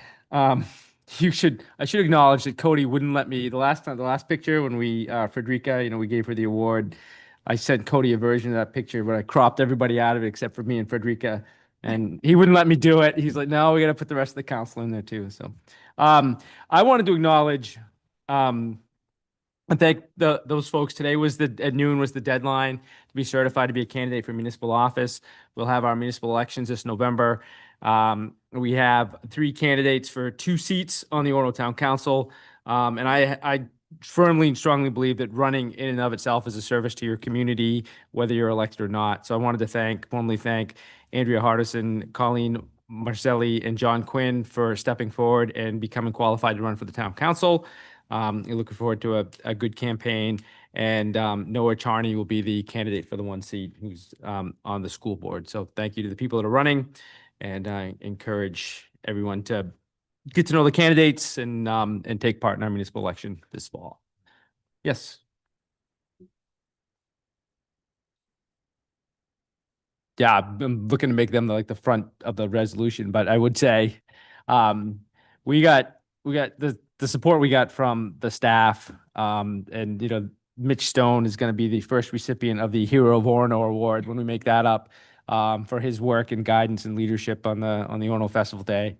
Did a fantastic job, and in Public Works, the fire department, it brought everybody together. The police department, you know, we were we were up on. You all had the good sense not to go with us, but Clint and I were in the first responder rally of the Black Bears on campus, and just the smile. Everyone got their phones out. We ran through with, I don't know how many fire trucks we have, but I think every one of them was there, and the police cruisers were there, and we had bananas. We had the women's hockey team. We had members of student government, the Humane Student Government, and the Naked Five. So we had and the trolley. So we just made a big spectacle of the fact that we were so excited about the start of the school year, and encouraging people to come into our downtown. Unfortunately, we got rained out, and we pressed it as long as we could. We were watching the band of thunderstorms come, and we were taking apart the stage. You know, the free parking, the band finished up with a wonderful rendition of Stevie Wonder's Superstition. And they stopped 3 minutes before the radar is amazing. 3 minutes before the rain started, and we were soaking wet rats by the time we got done. And but I think everything was covered, so we didn't damage any equipment, and other than having to change our clothes after the work. But I was used to being wet from the dunk tank anyway, so that was fun. All right. Dan, can we ask Chief Merrill, did the side-by-side get raffled off, or is that raffle still going for anyone who wants to participate? Oh, It's for the Special Olympics, right? The police were running a raffle during the event in October, so people can still get those. How do they get them, Chief Merrill? Okay, come to the police department if you want a side-by-side and you want to support Special Olympics. Great. I'll give, so it's $20 a ticket, and I bought one before I knew what the prize was, and I know that I'll be on the streets if I win that and bring that home to my house. So if I win, someone's getting a really good deal on a razor on a side by side. That's not something we're gonna keep in my garage. I can tell you that. Anyway, well, that was fun. Now let's do some more business. Item 8 is the consent agenda. When we vote on items that are on the consent agenda are voted on in block. Any member of the public or any member of the council can pull something off the consent agenda, and have it discussed separately as a separate standalone action item. Are there any requests to pull anything off the consent agenda before we proceed? I do not have a request to pull, but I think we're also allowed to just ask a clarifying thing or clarify something. I just wanted to point out that with the order on here for Constitution Week, that we are following our new procedure where we asked for a counselor to sponsor any proclamation, and Counselor Baker stepped up to sponsor that one, and thus it's on the consent agenda. So Skip. just clarifying that for folks. Thank you. That is our process moving forward. Okay, can I get a motion on the consent agenda then? Moved. Second. Moved and seconded. All those in favor of those several items? Roll call. Yep. Hey, Leo, you get to vote first. Leo's In favor. In Okay. favor. Councilor Hardison, In favor. Councilor Marks, In favor. Councilor Demerits in favor, Councilor Powers, In favor. Councilor Baker. Favor. That is unanimous. Thank you. And we move on from the consent agenda. We really make up a lot of traction during the consent agenda. Item number 9 is action items. Order 25221 is the first. It's an order confirming the following appointments of the town manager. Code Enforcement Officer Patrick Smith, Building Inspector Patrick Smith. Could I have a motion? Moved. Second. Moved and seconded. Any presentation from staff? I'd just like to bring him up since he's a new hire, just There started he a is. week ago. He Yeah. is here to say hello, and I'm gonna put him on the spot. Hey, He Patrick. likes public meetings, loves engaging with the community on live TV. And consistently named Patrick, which is handy. Well, Yeah. and was a former, and I don't mind sharing, he worked for me in one of my last municipalities and has now come over to the town of Orono. So welcome. Please, so welcome. Yes. About yourself. Pat Smith. I live in Hudson, Maine. Grew up in Levant, Maine. Worked with Clint at the town of Herman for, I don't know, 5-6 years. Went on to be superintendent for construction company, worked at Bangor Water District for quite a few years, run the construction department over there. And recently, I worked for Oliver Associates as a engineering technician for them. So, Excellent. Any questions or just expressions of welcome? Excellent. Well, thank you. Welcome aboard. Well, let's make it, action items, we open up the opportunity for public comment. Oh, we don't, you're not really allowed to say anything about staff. So that's kind of an odd ask for public comment. So, or personnel matters, but with that, we'll, and seeing none, which gets me out of an awkward spot, we will go with, a roll call. Counselor Kenny, In favor. Counselor Hardison, In favor. Counselor Marks, In favor? Counselor Demerits in favor, Counselor Powers, In favor. Counselor Baker. In favor. Excellent. That's unanimous. Patrick, welcome to the team formally. Thank you. Order 25222, order confirming the town manager's appointment of Patrick Smith as a health officer, filling in an unexpired 3-year term until April 2027. Can I have a motion? Moved. Second. Second. Okay. Yeah. You can just throw that second in there without me asking for it if you want. And do we have any discussion from staff on this one, or just the memo speaks for itself, right? Yep. Okay. Any comments from the public? Any discussion from council? Roll call vote. Counselor Kenny, In favor. Counselor Hardison, In favor. Counselor Marks, In favor? Counselor Demerits in favor, Counselor Powers, In favor. Counselor Baker. In favor. That is unanimous. Excellent. Order 25223, order authorizing the town manager to enter into a settlement and release agreement with Sylvia and John Moose of 60 Hillside Road regarding Webster Infrastructure Project with funds included in the Webster project budget. Could I have a motion? Moved. Second. Moved and seconded. Can we get any discussion from the town manager other than what's in the report? There's a report there. This is per the discussions. Was brought to the attention of the town early in my first year here. Worked with the council and the residents about this, came up with the terms and ideas that you wanted us to bring forward. It met all criteria from the discussions we had had as a council in an executive session earlier this year. And if there's any questions about the specific terms, there's a resolve there with all the specifics as to why we're coming to this agreement. And again, it's for a permanent easement for their property at 60 Hillside. It's also for some of the damages that had happened to that property over the years, the fact that we have a current project up there, and takes into consideration a lot of other detailed information that were unique to this project. I will say that the families lived there for over 100 years. Mr. Moose and his wife specifically for the past 40.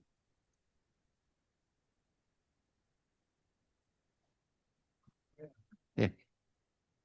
Year 2004. So, but yeah, my pleasure to present it to the council as you directed and have it for your consideration. Okay. Any clarifying questions? Okay. Any public comment? Seeing none, hearing none.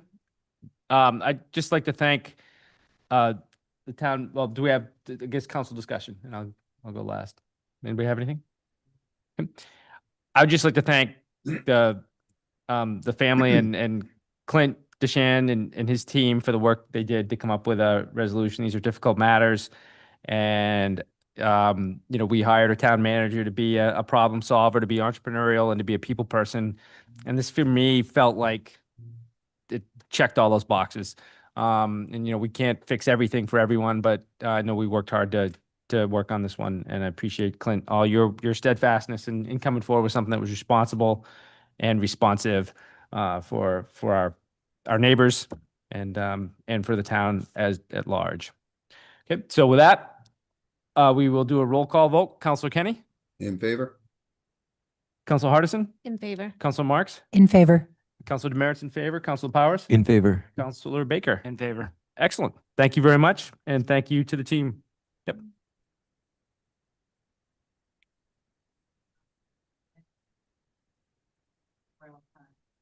Okay, thank you. Great. Yep. Excellent. Oh, happy to help. And, yep. The town manager's 360 survey is online if you'd like to jump onto that thing and maybe say a few words.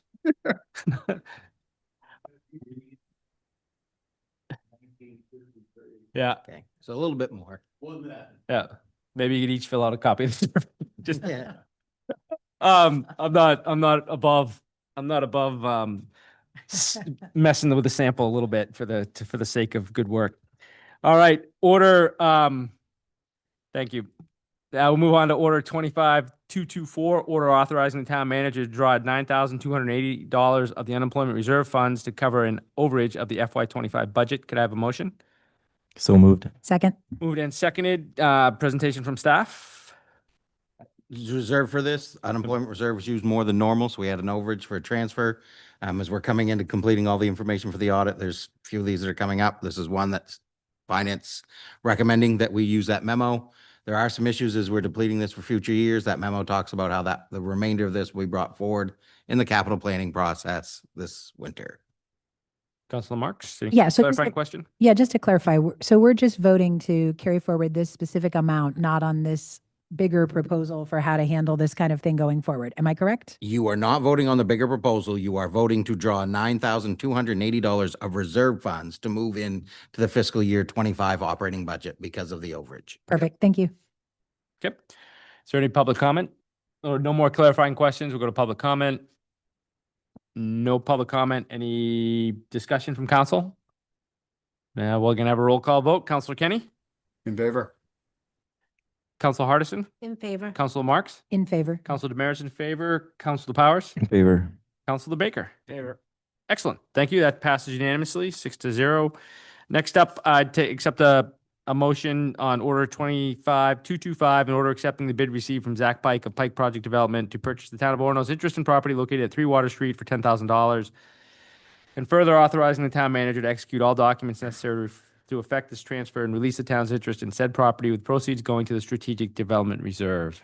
So moved. You gonna let him beat him? You gonna let him beat you on a motion? All right. All right, presentation from Mitch Stone. Mitch Stone, Assistant Town Manager. I'm going to throw a little curveball here. I just had a conversation with Mr. Pike, and he's hoping that maybe we can table this to a later date. He's found some things with the property that's caused him a little hesitation, and would like to discuss this a little bit further. So hoping that either you table it or you could vote against it and bring it back at a later date. Okay. Any clarifying questions to that curveball? Yeah. Any comments from the public? Okay. And then a case, is there a motion to, what's the will of the council? Someone want to motion? I'll make a motion to table it. Is that the easiest thing to do procedurally? Does that work for you? Yep. Okay. Okay, motion to table, Second. second, moved and seconded. Discussion on the motion. I guess you think next meeting is sufficient, or you think we're looking at a bit? Knowing that the next meeting is delayed a week because of the start of Rosh Hashanah, 29th. 29th. I don't have I to, suppose, yes, that'll work. 29th I sounds. saw one thumbs up in the audience, not two. I would have liked to have seen two, but one is good. Well, 2 thumbs up. Thank you. Okay, if there's no more discussion, we'll move on to the tabling motion. Councilor Kenny? So we're voting on a tabling motion. Tabling motion on this order with the In favor. expectation that we'll be able to talk about it again at our meeting at the end of September. In favor? You love what? Yeah, it's moving back. Yeah, what's up with the fire station? All right, we got Councilor Kenny, is in favor, Councilor Hardison, In favor? Councilor Marks, In favor. Councilor Demerits in favor, Councilor Powers, In favor. Councilor Baker. In favor. In favor. We're united and unanimous again, 6-0. Thank you, and look forward to those conversations and being able a chance to act on this. And always happy to have Mr. Pike have more things on the property tax rolls in the town of Orono. We appreciate it. Order 25226. This is an order to reconsider the order 25197 as adopted in council's August 11th, 2025 meeting pursuant to section 2-29J of Orono's Code of Ordinances. Is there a motion? Moved and seconded. So for a presentation, I guess I would lead this discussion. We had at our last meeting, we agreed that we would expand the Good Neighbor Committee to include 2 students appointed by UMaine Student Government and 1 student representative appointed by the graduate student government. So we'd add 3 more people to the Good Neighbor Committee, which is, and the work that it's doing. We heard from the student government president, and we had Keenan Tripp, who joined us at our council leadership meeting, which is Sarah, Council Marks, myself, and Clint, to talk about concerns about identifying people who are living off campus in Orono. One of the challenges that they would have is, one of the we have an interest in hearing from the voices of, and I think it adds to the credibility of the work, legitimacy of the work, to include someone from the Greek organizations in Orono, and having that voice and that partnership as part of this committee. And of course, all of those are considered on-campus housing, even though they're not in a residence hall. And then sororities are, well, we don't have any sorority houses per se in Orono, as I understand it. They typically live, there's some of that student population lives in apartments on campus, which again would be considered off campus. So we wanted to come back to the council and ask to consider the order we passed at our last meeting, which was a month ago, given that we didn't have a second meeting in August, and to address the living off campus in Orono language that we added. And any one of us who voted in favor of it would have standing to ask us to reconsider it per our ordinances. So I guess I brought it forward for us to reconsider. So I think procedurally, we would need a majority to agree to reconsider it, and then we'd open it back, the order back up, and consider what the language would be if we wanted to act on it. So is there any questions about that? Yeah, is what they wanted to accomplish was including someone from Greek life? Can I Is say that- something to that? Oh. I Yeah. thought there were 2 things. In my understanding, there was wanting to be sure that someone from Greek life could be included easily. That seemed an important voice. And also to sort of respect the structure of student government on campus, that there was a feeling that folks who have been elected to student government to speak to students, they wanted to be able to, as Dan could correct me if I'm wrong, Right. but my understanding was that they wanted to be sure that those people have the mandate of students to speak for students, and they wanted to be sure that elected folks could serve in this role. And perhaps that might be harder if those elected folks also had to be living off campus. They felt that the most legitimacy to represent the whole student body came from folks who had been elected. Yeah, and there's an element of, and I respect this point, I apologize for not thinking of it in advance, but there's an element of this, we have a government-to-government relationship with student government. We're the town of Orono, and student government is in and of itself its own, another entity of government, the form of government with elected officials. And I guess we wouldn't ask the Penobscot Nation if we were forming a group, and as I'm sure we wouldn't ask the Penobscot Nation, we wouldn't put strings or qualifiers on who the Penobscot Nation would appoint to serve on a committee for the town of Orono. So I took that point as well. So, but that's where we're at with it. So any more? What's that? We have a motion to reconsider. We need to approve the motion to reconsider. Then we go into the amendment, potentially just strike the language that we added last time, and then we could be done. Do you need a second to that motion? We have a motion, we have a second. Okay. So we ready to vote? Right, all those in favor, the motion is to reconsider. So Councilor Kenny, you get to go first. In favor? In favor, thank you. Councilor Hardison, In favor. Councilor Marks, In favor. Councilor Damaris in favor, In favor. Councilor Baker. In favor. That's unanimous. Now I would, now that it's on the table, we're reconsidering order 25197 as adopted by our last meeting. I would propose we amend we amend it to strike the living off campus in Orono language from order 25197. Could I have a second? Oh, go ahead. Well, no, you gotta let me, it's gotta get on the table before we, I'll second it. okay, moved and seconded. Now discussion. So Leo? Yeah, I guess I think the Greek life makes sense because that has a bunch of people regardless. I mean, some of those fraternities are off campus, and I really feel like those would be good people because they're off campus, and campus is a different animal. With respect to government, yeah, that's for some things, I think, but I mean, this is a committee that's made up of people from the neighborhood on Webster side, and I guess that. But so the whole idea of this committee is that it's people that this pertains to living in these neighborhoods. I I just think having it's not really a government, which kind of takes away that for me, it takes away that government to government function. This is an ad hoc committee. It's not a government to government function. So I really for me, I think it's important that we have people that are part of whether it's part of the problem or part of the solution, or I think it's relevant having them come from the neighborhood still. So Okay. but I agree. Greek is adding someone from Greek life makes perfect sense because those are big clusters of Okay. students.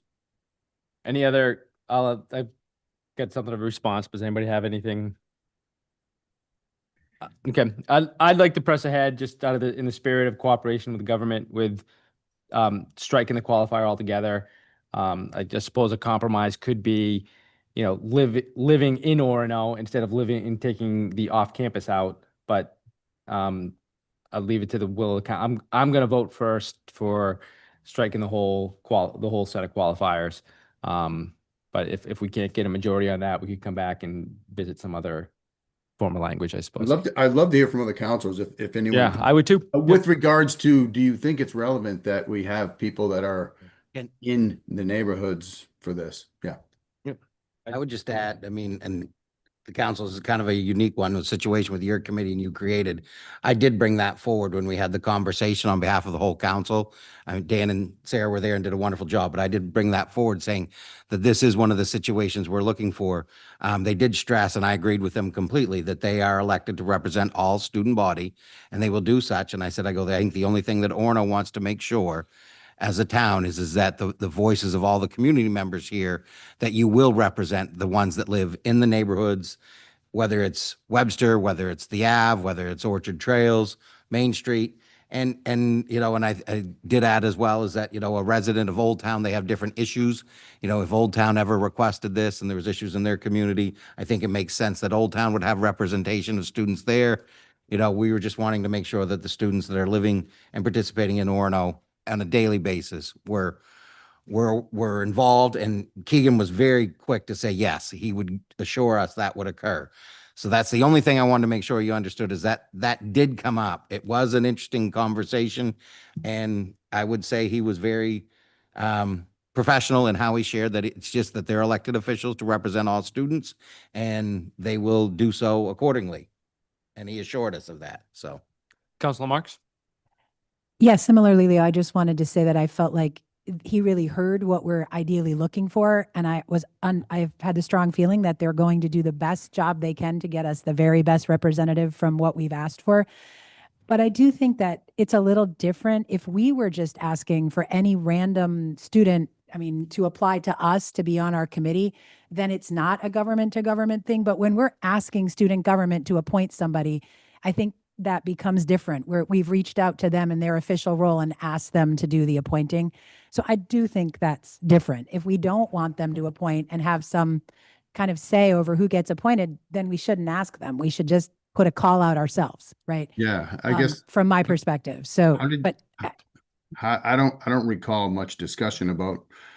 I'm not clear why we did that. Why we asked student government, because why we didn't just put it just like we did for the neighbors. Why didn't we just put a call out to the because we felt it wouldn't be easy to identify, which probably doesn't. I'm thinking Dan can answer that better, but my understanding was we sort of did, and there wasn't that much response, and it seemed like we would get more response and have student government is good at getting student responses, but I could be wrong. I'm going to punt that over to Dan because I wasn't involved there. Sarah? Timing, I know, Yep. played into that. Obviously, it was June. Yeah, no, it was, I think a good process has, in my view, has elements in it that are there to ensure student government wasn't here. And when we started the Good Neighbor Committee in May, we were able to get a student representative who'd been participating in our had been participating in our discussions at the Community Development Committee. And now that student government is back and they have expressed an interest in this policy and being involved, that was why, we brought forward the idea of having formally appointed student representatives, student government involved. And again, I think we're going to have, the council has authorized a continuation of the Good Neighbor Committee for another year, and we'll have the quarterly or semi-quarterly meetings where we'll get I can't remember. It's gonna be like November, April, and June. So it's Can I ask Okay, just a Councilor Howard. clarifying question? I get where Leo's coming from because I kind of want to make sure that the students are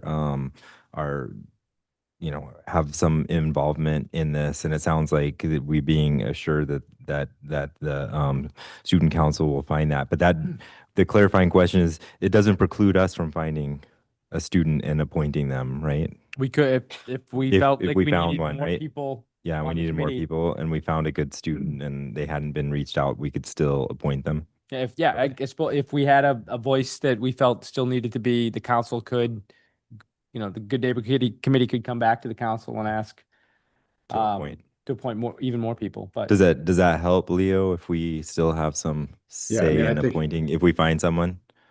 It feels like we're probably approaching critical mass, to be honest, based on the size Yeah, of the probably. committee. We gotta rent out the Collins Center to have our meetings. So yeah, I mean, it just feels like this should be someone that's living in these neighborhoods to me. That's me. Councilor Hardison? I appreciate that the student government is working with us to try and get that student voice. I think my only concern is making sure that whether it's a student living off campus or on campus, it needs to be a student that lives within Orono. If it's a student that lives off campus in Bangor or Old Town, I'd like a voice for somebody who lives in the town. Yeah. And I think that's where they're gonna head, but I'd prefer to allow them to pick their representatives to our committee if we're asking them. And I think that's where they're gonna end up. Can we, But could we yeah. compromise? Could we compromise and just say someone that lives in Orono? And I mean, I think- they may not live in these neighborhoods, but I mean, that seems like a compromise to me. I hate to speak for Keegan, but I think what I heard from him is, as the student president, that the best representative for them will be someone that they can pick, and it will be an elected person from within that group.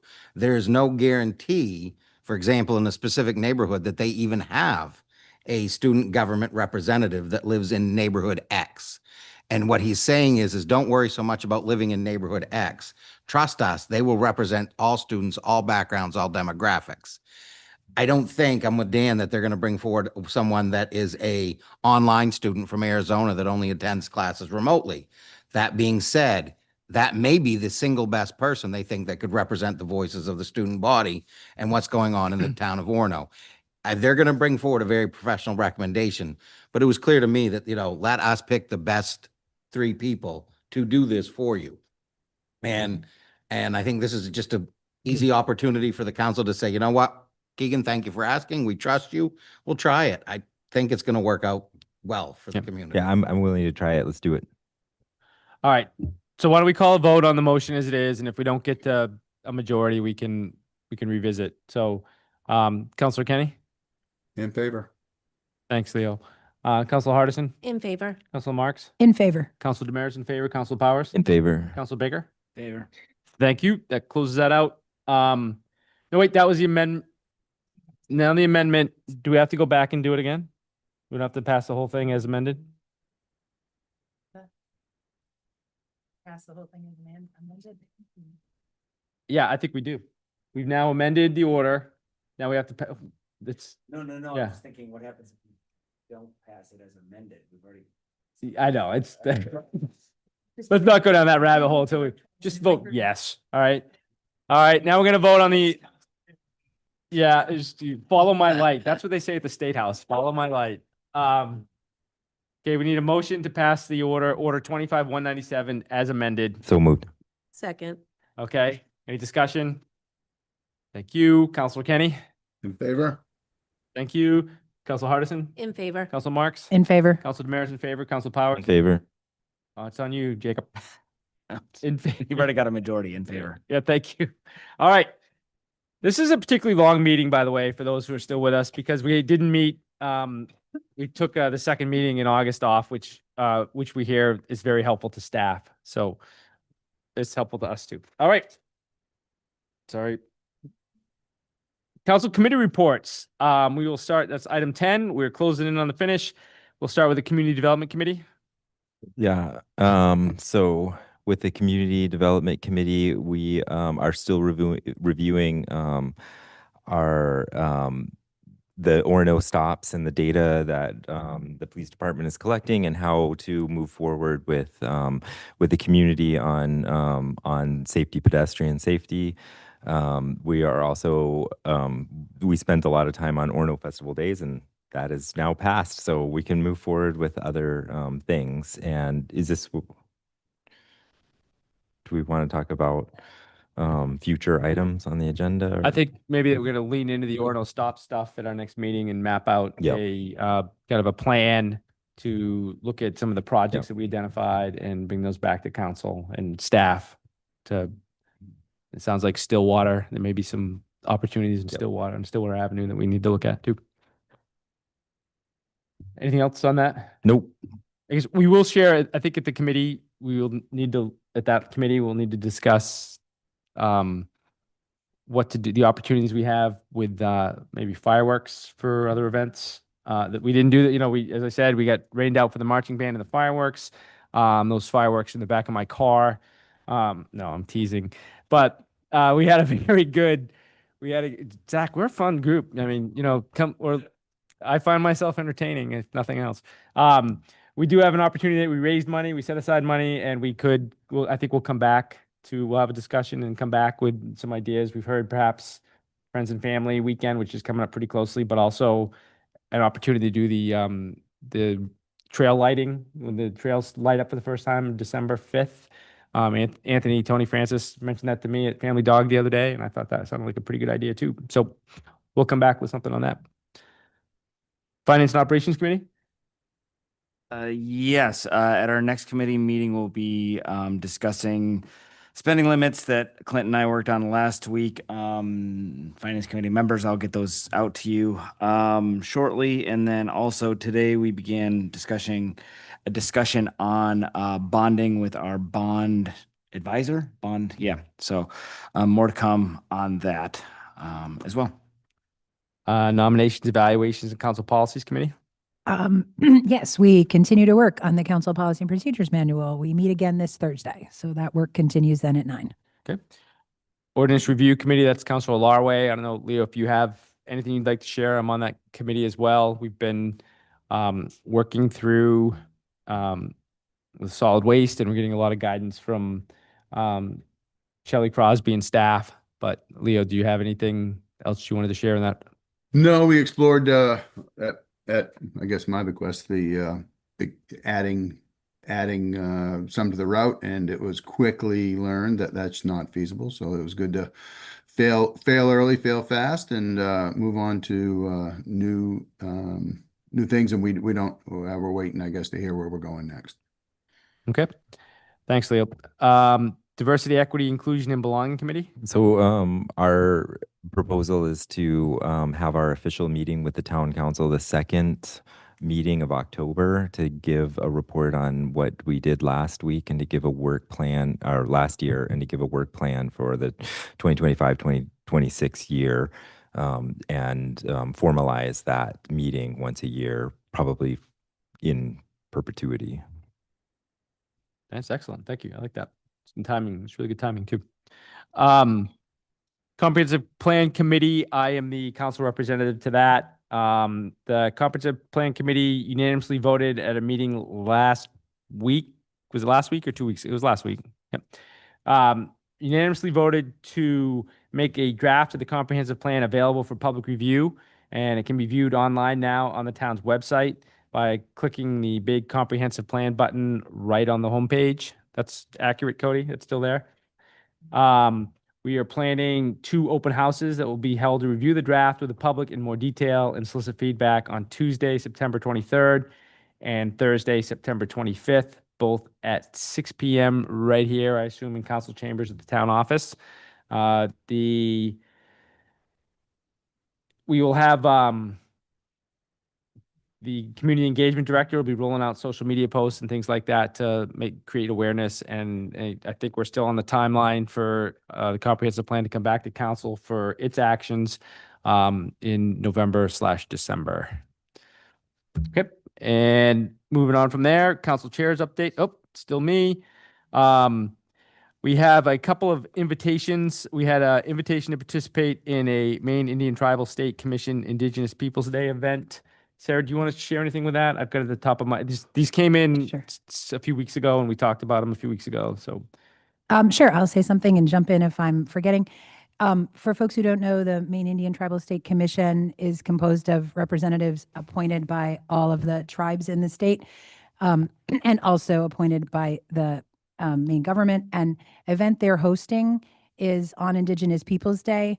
It's an audiobook release of a report that was actually published a few years ago by Mitzik. It's called Sea Run, and it speaks about fish in our river, in our Penobscot and Stillwater River. It speaks about the historic and current status of the fisheries, things that could be done to improve the fisheries, to restore fish and to make them safer to eat. As folks may know, the tribes have sustenance fishing rights in the rivers, and it really matters not just to tribal members, but to lots of us in town who are not tribal members, the quality of the waters and the qualities of the fish. So it's a really cool audiobook. It's a very extensive report, and they're having a big event at the VZ Salmon Club on Indigenous Peoples Day, which is Monday, October 13th. What they're asking of council and the town is just to help publicize this event, which staff has already indicated could easily be done. And from council, I guess, or staff, but especially to council, was an ask if there was a counselor who would attend this event on behalf of council on Monday, the 13th of October, Indigenous Peoples Day. I am personally out of the country that day, so I know it can't be me. And so I guess that's a question to other counselors if someone is available that Monday.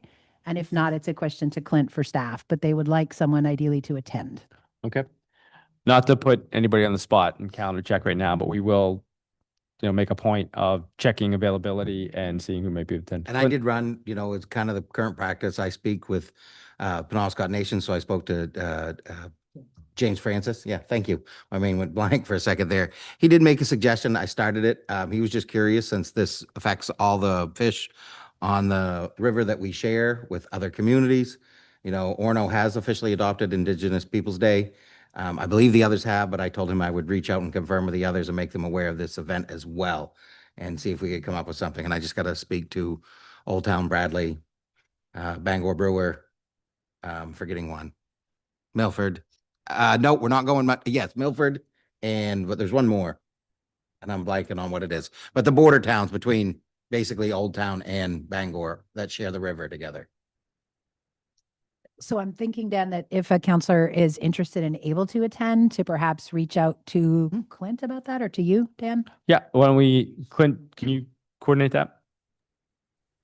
Sarah, what was the Yeah. date again? It's Indigenous Peoples Day, which is Monday, October 13th at the VZ Salmon Club. And I Gotcha. don't know that I have the exact hour yet, All right, thanks. but I could easily get that, I think. Thanks. And Clint, if we don't have a counselor who's able to attend, do you think that we likely could have a staff member who'd be able to attend? I would ask for a volunteer, but that's the Right, most same I thing. would do. Yeah. So, Yeah. we'll hear more by our next meeting. Perhaps we'll have an answer for Mitzik. I think we can be assured that someone will attend. I would move, if someone else can't attend, I'll move things around on my calendar to make sure that I can. So we'll get it covered. And we do appreciate the invitation. Second item up on my bullets is the annual University of Maine March Against Domestic Violence invitation. We received that it's October 17th. And I think Council Hardison, you've already indicated that you're going to attend. Is that right? I plan to, it's on my calendar. I plan to attend. It's on Friday, October 17th at 5 p.m., beginning on the steps of Fulgore Library in Orono. So we were all invited. I don't think there's any kind of formal role in any kind of program, but to be there to show the town support. So at least 2 of us will be there. And if others want to join, that's open. It's an open invitation as well. And I do owe everybody a doodle poll on availability, opportunities to meet with the UMaine Student Government Association, Student Government Incorporated, based on that invitation, that standing invitation. So I will get some dates from them, and I think we're gonna miss our paddling night. We weren't able to get that together, and I apologize to the extent that I let that slide. But it was a very busy August. Okay, that's what I have for my council chair update, and we've got several items from the town manager. I'm sorry about the length of some of these items, but we go quite a while without a meeting. I took a break with that as well, so I thank the council for understanding. We'll work that in on future calendars. Tax commitment has been finalized. Tax bills are out. The last time we met, I shared that we were looking at a situation where values weren't going to be moved. This is where it's difficult. The assessor worked closely in that team, as well as spoke to the state of Maine Revenue Services. They looked at what was going on. We were going to be further away from the 90% goal that we wanted to hit. So they did make an across-the-board adjustment for all properties in the town of Orono, which is why the mill rate came in at 19.9. That did not change anything to do. Your mill rate does not set the rate of your tax increase or decrease. Our spending does. Nothing changed from the budget that the council adopted. That's what's in there.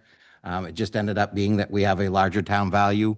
This all ties back to the fact that we've seen unprecedented changes since COVID and a little bit maybe before, but we're just seeing rapid increases. There is some recent commentary that it's stabilizing, but we've been falling way behind. They've been seeing an excess of 10% increases per year for six straight years. That's hard to keep up with, and the sales are supporting it. So that's what's been difficult. They did a lot of work with it. If anybody's got questions, our assessor, Mark, is excellent to speak to and can go over it. Really speaks directly to you in your specific home. So I'd urge anybody that wants to take the time to come in and meet with them if they have questions on their assessments. But that was the way they did that across the board adjustment for the town. Council Marks has a question. Can you just clarify what an across-the-board adjustment means? Does it mean everybody's values go up exactly the same amount? Is Yep. that what it means? Could Yeah, you just unless there was clarify? some unique outstanding circumstance. For example, if you did an addition, you're going to be in a unique situation. If you tore your house down, you're not going to get an increase from a house you removed. But yes, all things being equal, the majority of 90+% of the town saw a 10% increase on the property, and that includes everything. And again, just to clarify, the amount of folks' taxes was already set by council in the budget vote. So Yep. if the valuation goes up, it just means your mill rate goes down. Yep, and taxes stayed the same. Yep, exactly. Here comes VZ. The other thing, there was a great council meeting here. We're in discussion about some neighborhood meetings, the comp plan process, where it was going. I will add to this. I've had multiple residents speak to me recently from across the town, but also from some of the ones that attended in that comp plan meeting the other night, from the Sailor neighborhood. There's people interested in buying land. There's people interested in the future development of that area. There's people interested in less future development. I actually had a great opportunity with some neighborhood residents to tour the land behind. It's not a park, but there's a facility in behind the streets over there. If you've ever been over, it's very nice. There's access in and out. It's maintained by the town, and they just wanted me to see it. I was glad they took the time, and it was a great experience. Our plan is the comp plan is ready. It's prepared. Dan did a great job announcing. All this input was taken. I would remind people the comprehensive plan is a broad stroke, a big brush for the entire town. And what's going on in the individual neighborhoods, we will have to listen to them as things come forward. Some may experience changes, some may not. This neighborhood is interested to talk about the Sailor neighborhood. I am going to continue to build the history of it. We have tracked it back to the year it was deeded to the town, roughly 1953. So we've owned a residential subdivision for the better part of 70 years. Seems like we like to talk about it a lot and not do much with it. That being the case, I was so excited that these residents are willing to talk, and I think it's time we listened. We will be working on a schedule. I will not tell you what it is yet because we're coming out of August with a lot of time to catch up and we're way behind still. But I am hopeful that maybe by the beginning of the new year, we can set some time, maybe have a public engagement meeting where those neighborhood people bring in. Before that, I will present the history to the council just as a see it, so you can know all the history of when it was created, how we received it as a town, the multiple reports and ideas that have been presented by this town to public meetings on how to develop it, and maybe some comments with some of the recent requests for people that are interested in buying a little bit of land up there. We'll put that all together in the next few months. So that's the comp plan and neighborhood discussions conversation. And we're not limiting it to that neighborhood. We probably want to do others around town. But again, we got to build a more cohesive plan as we engage with the community on many, many issues that every neighborhood has that's different than others. So the first step would be, thank you for that, and Yeah. thank you for taking all those meetings and conversations and walking the space. The first step then would be, just to reiterate, would be a discussion with council in kind of what that subdivision is, what it's Mhm. been, the history, what the opportunity, maybe not opportunities, but what's there. Mhm.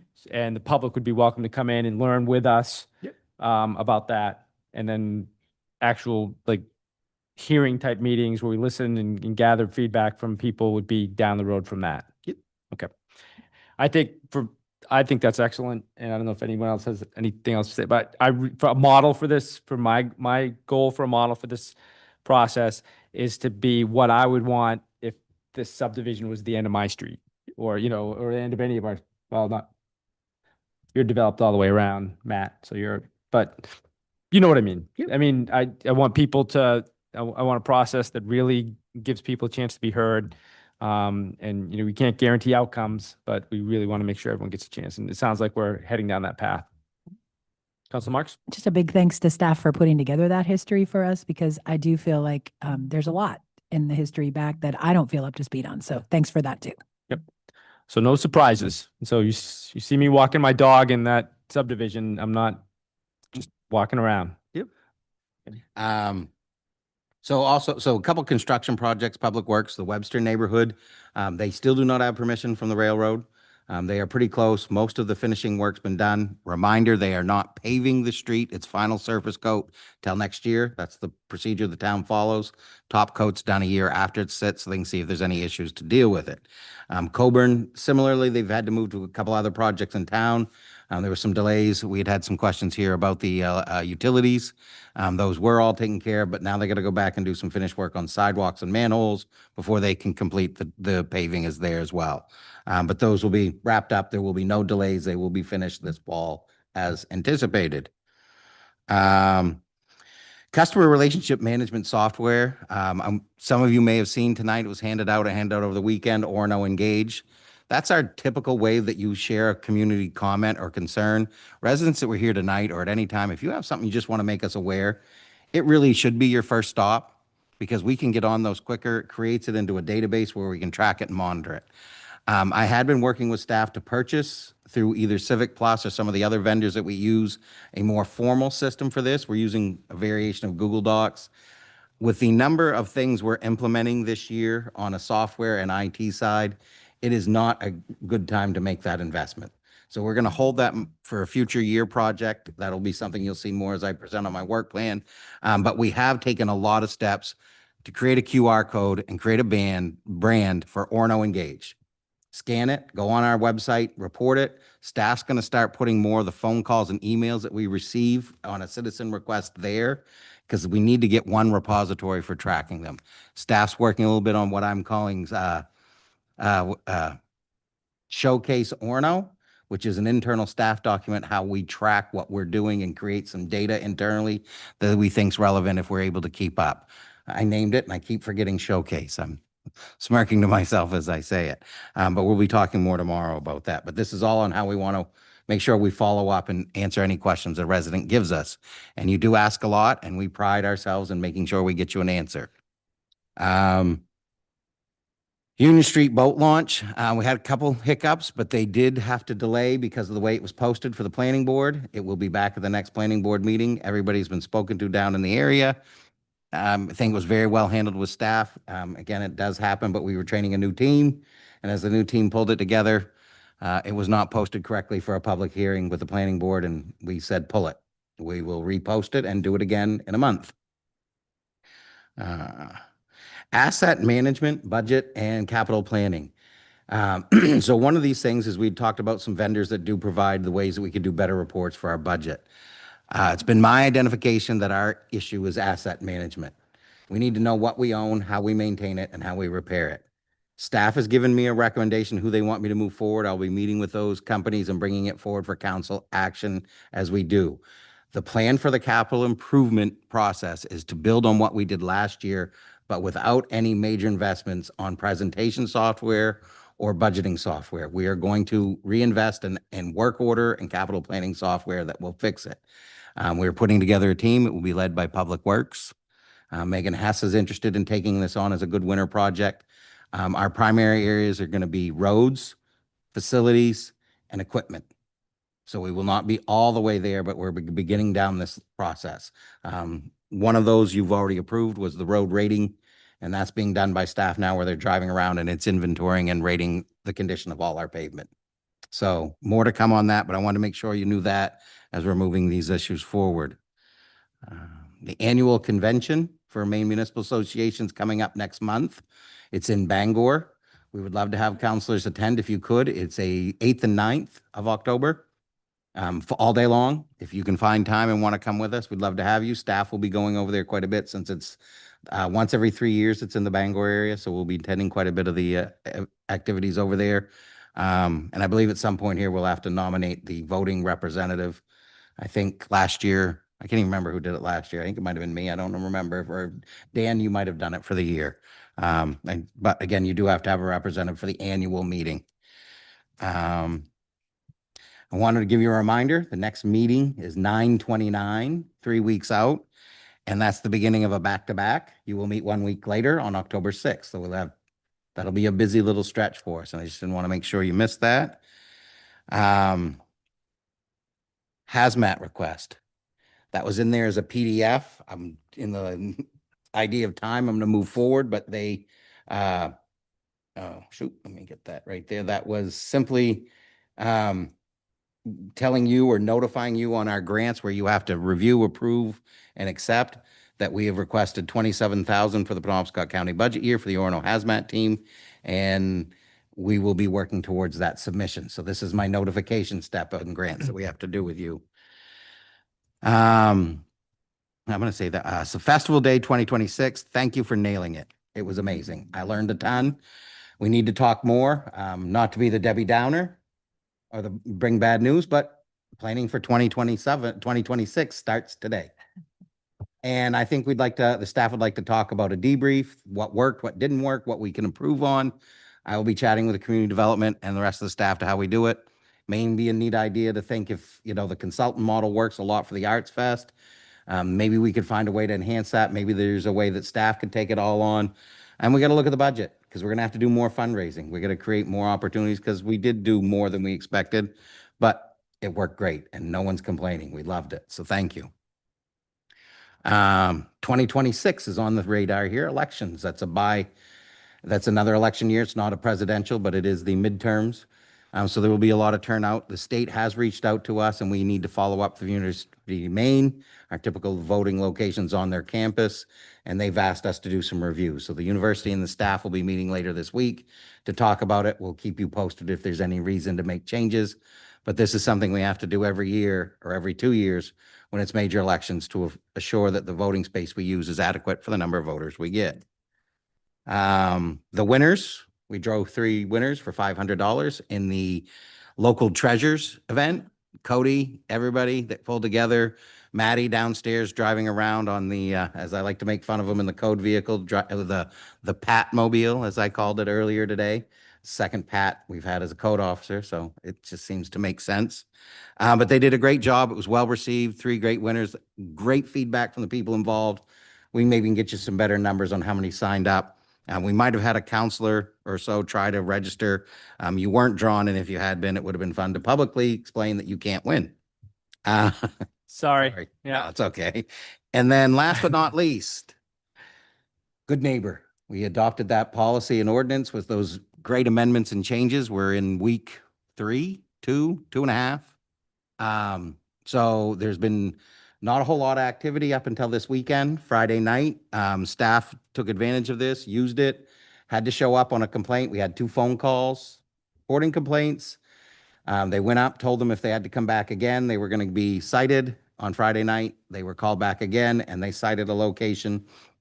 And so we have our first one that's in Orchard Trails. And then the second one on Saturday night on the Main Street corridor occurred as well. They were disruptive to us, didn't listen to the police department. And one of the 2 also led to a criminal citation for nuisance. So we're using this tool. So the Ed Lesky will be going around meeting with them. We're notifying the landlords.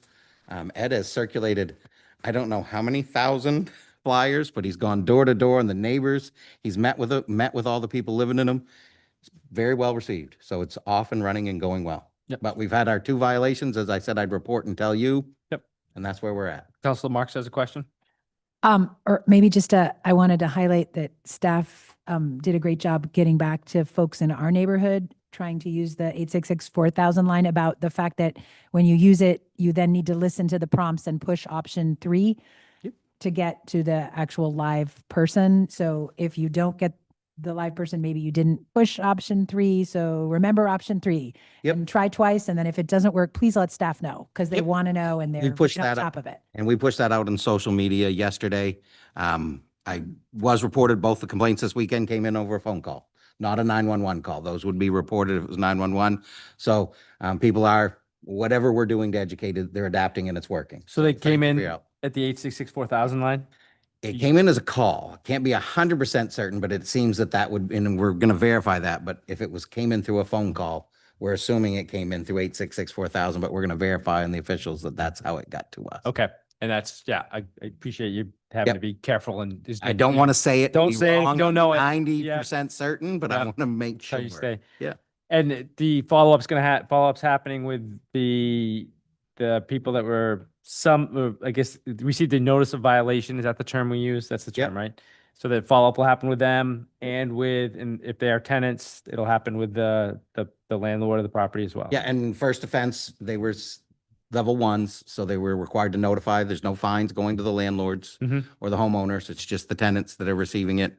And in both these cases, they will be given their fines. Yep. Which were both after the hours of 10 o'clock, so it's a $600 fine. Yep. And if we're back again, if it's It will double. or it'll double to, well, it'll be if it's before 10, it would double to from 300 to 600. Yep. And if it's after 10, they're basically on a 360-day notice now. Yeah. That they cannot have another one or they become a second offense. Yep.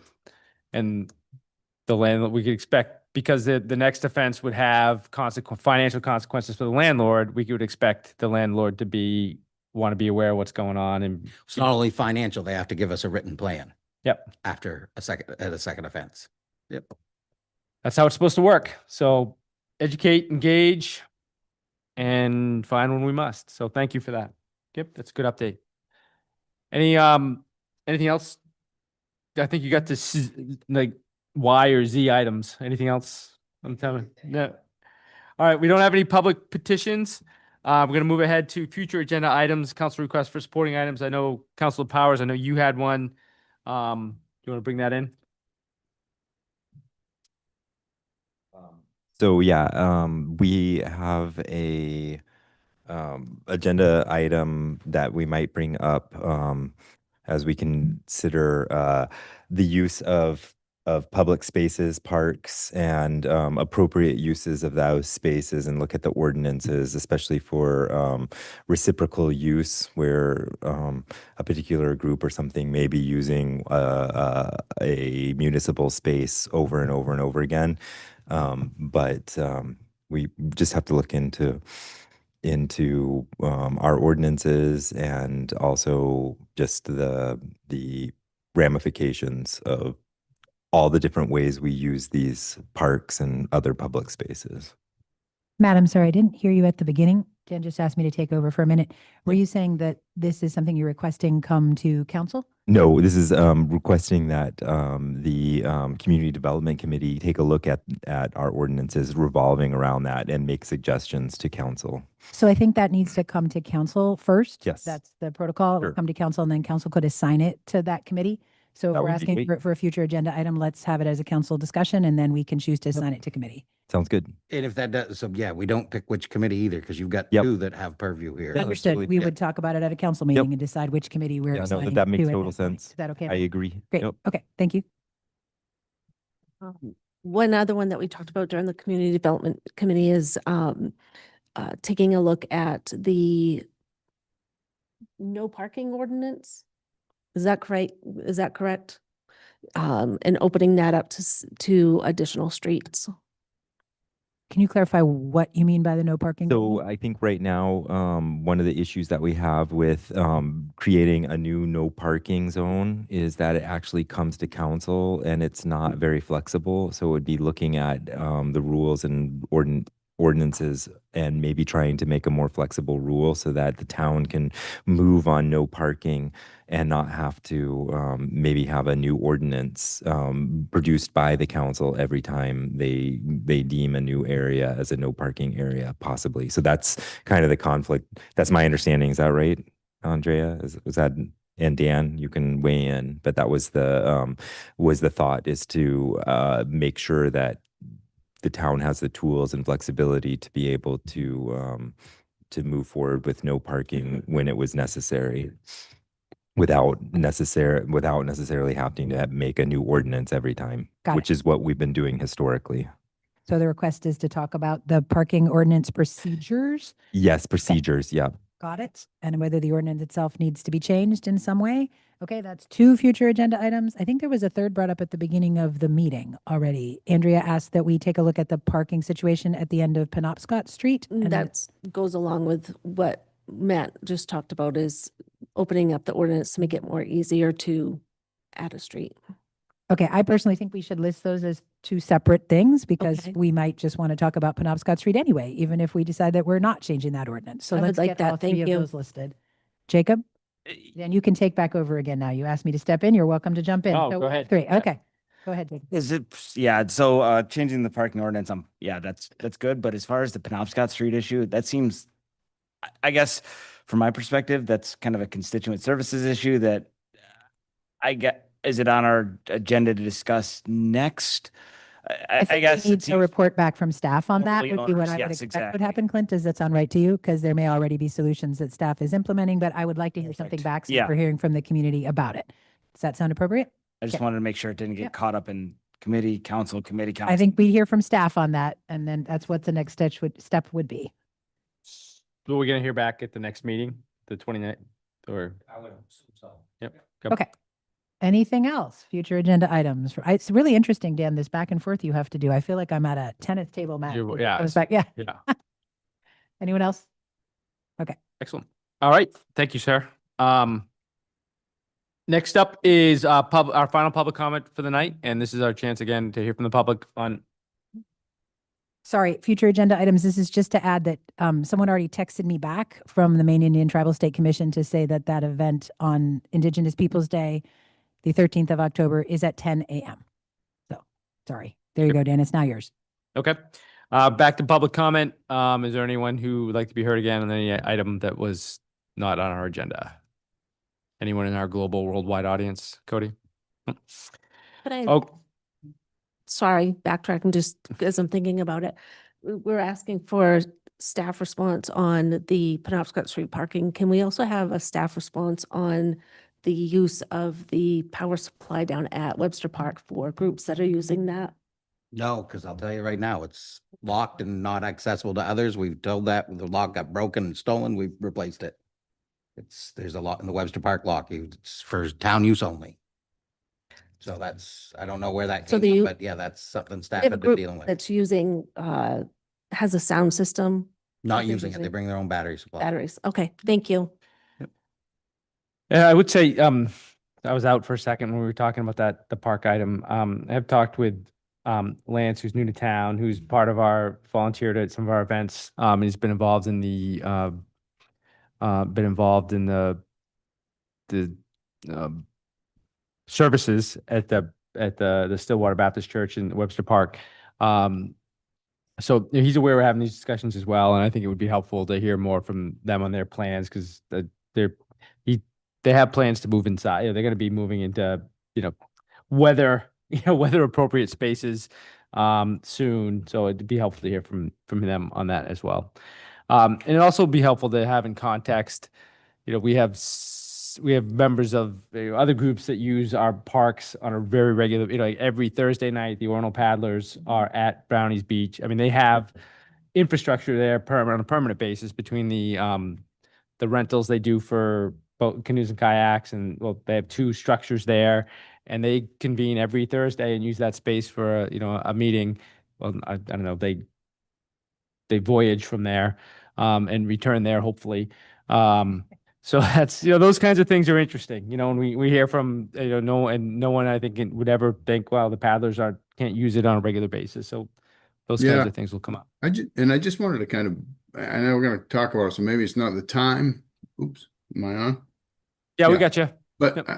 I want to caution us about overregulation here. I mean, we've got a park. We want it to be used. I personally, I want it to be used every day, all day. I hope we get a ton of usage until we get to the point where like somebody can't go and enjoy the park because somebody's there. Somebody's, we're just, and that really, I mean, it doesn't even happen. We've done events there, singing, concerts and stuff that the town have done. Great crowds, but I mean, there's still space in that park if someone wants to go enjoy the park. So I think we want to be really careful about over-regulating spaces, creating, jumping into new policies for, the reason you stated, Dan. I appreciate that someone had an inquiry, but for me, I don't think that we've got to be careful about forming a committee and having a discussion and creating a policy and, going down that path because somebody had a comment. So throw that out. This could be one of those fail safe, fail fast type things like it was with, what I mean? We'd have to spend a little time thinking about a couple of these, unintended consequences out of the gate. And we may end up thinking, well, yeah, maybe what we're doing now is okay. So And it was actually brought up because residents who were using the park were asked to move from a space that a group wanted to use. Well, and So- I mean, and if they don't want to move, they don't have to move either. So I mean, people are, let's be neighbors.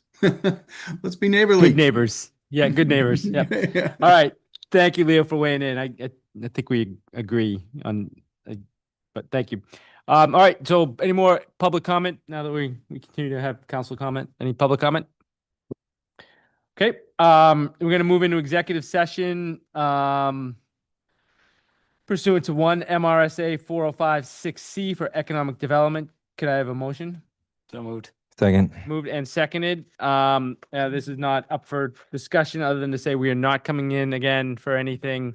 There'll be no action from the Orono Town Council once we wrap up the executive session. So you can, Either of them. There's 2. So there's 2 of them. yeah. Okay, so there'll be no, thank you. So we've got that motion. We'll do a roll call vote to move into executive session and ask In you favor. find people to leave. Yep, in favor, Council Kenny, In Council favor. Hardison, Council Marks, In favor? Council Demaris in favor, Council Powers. In Council favor.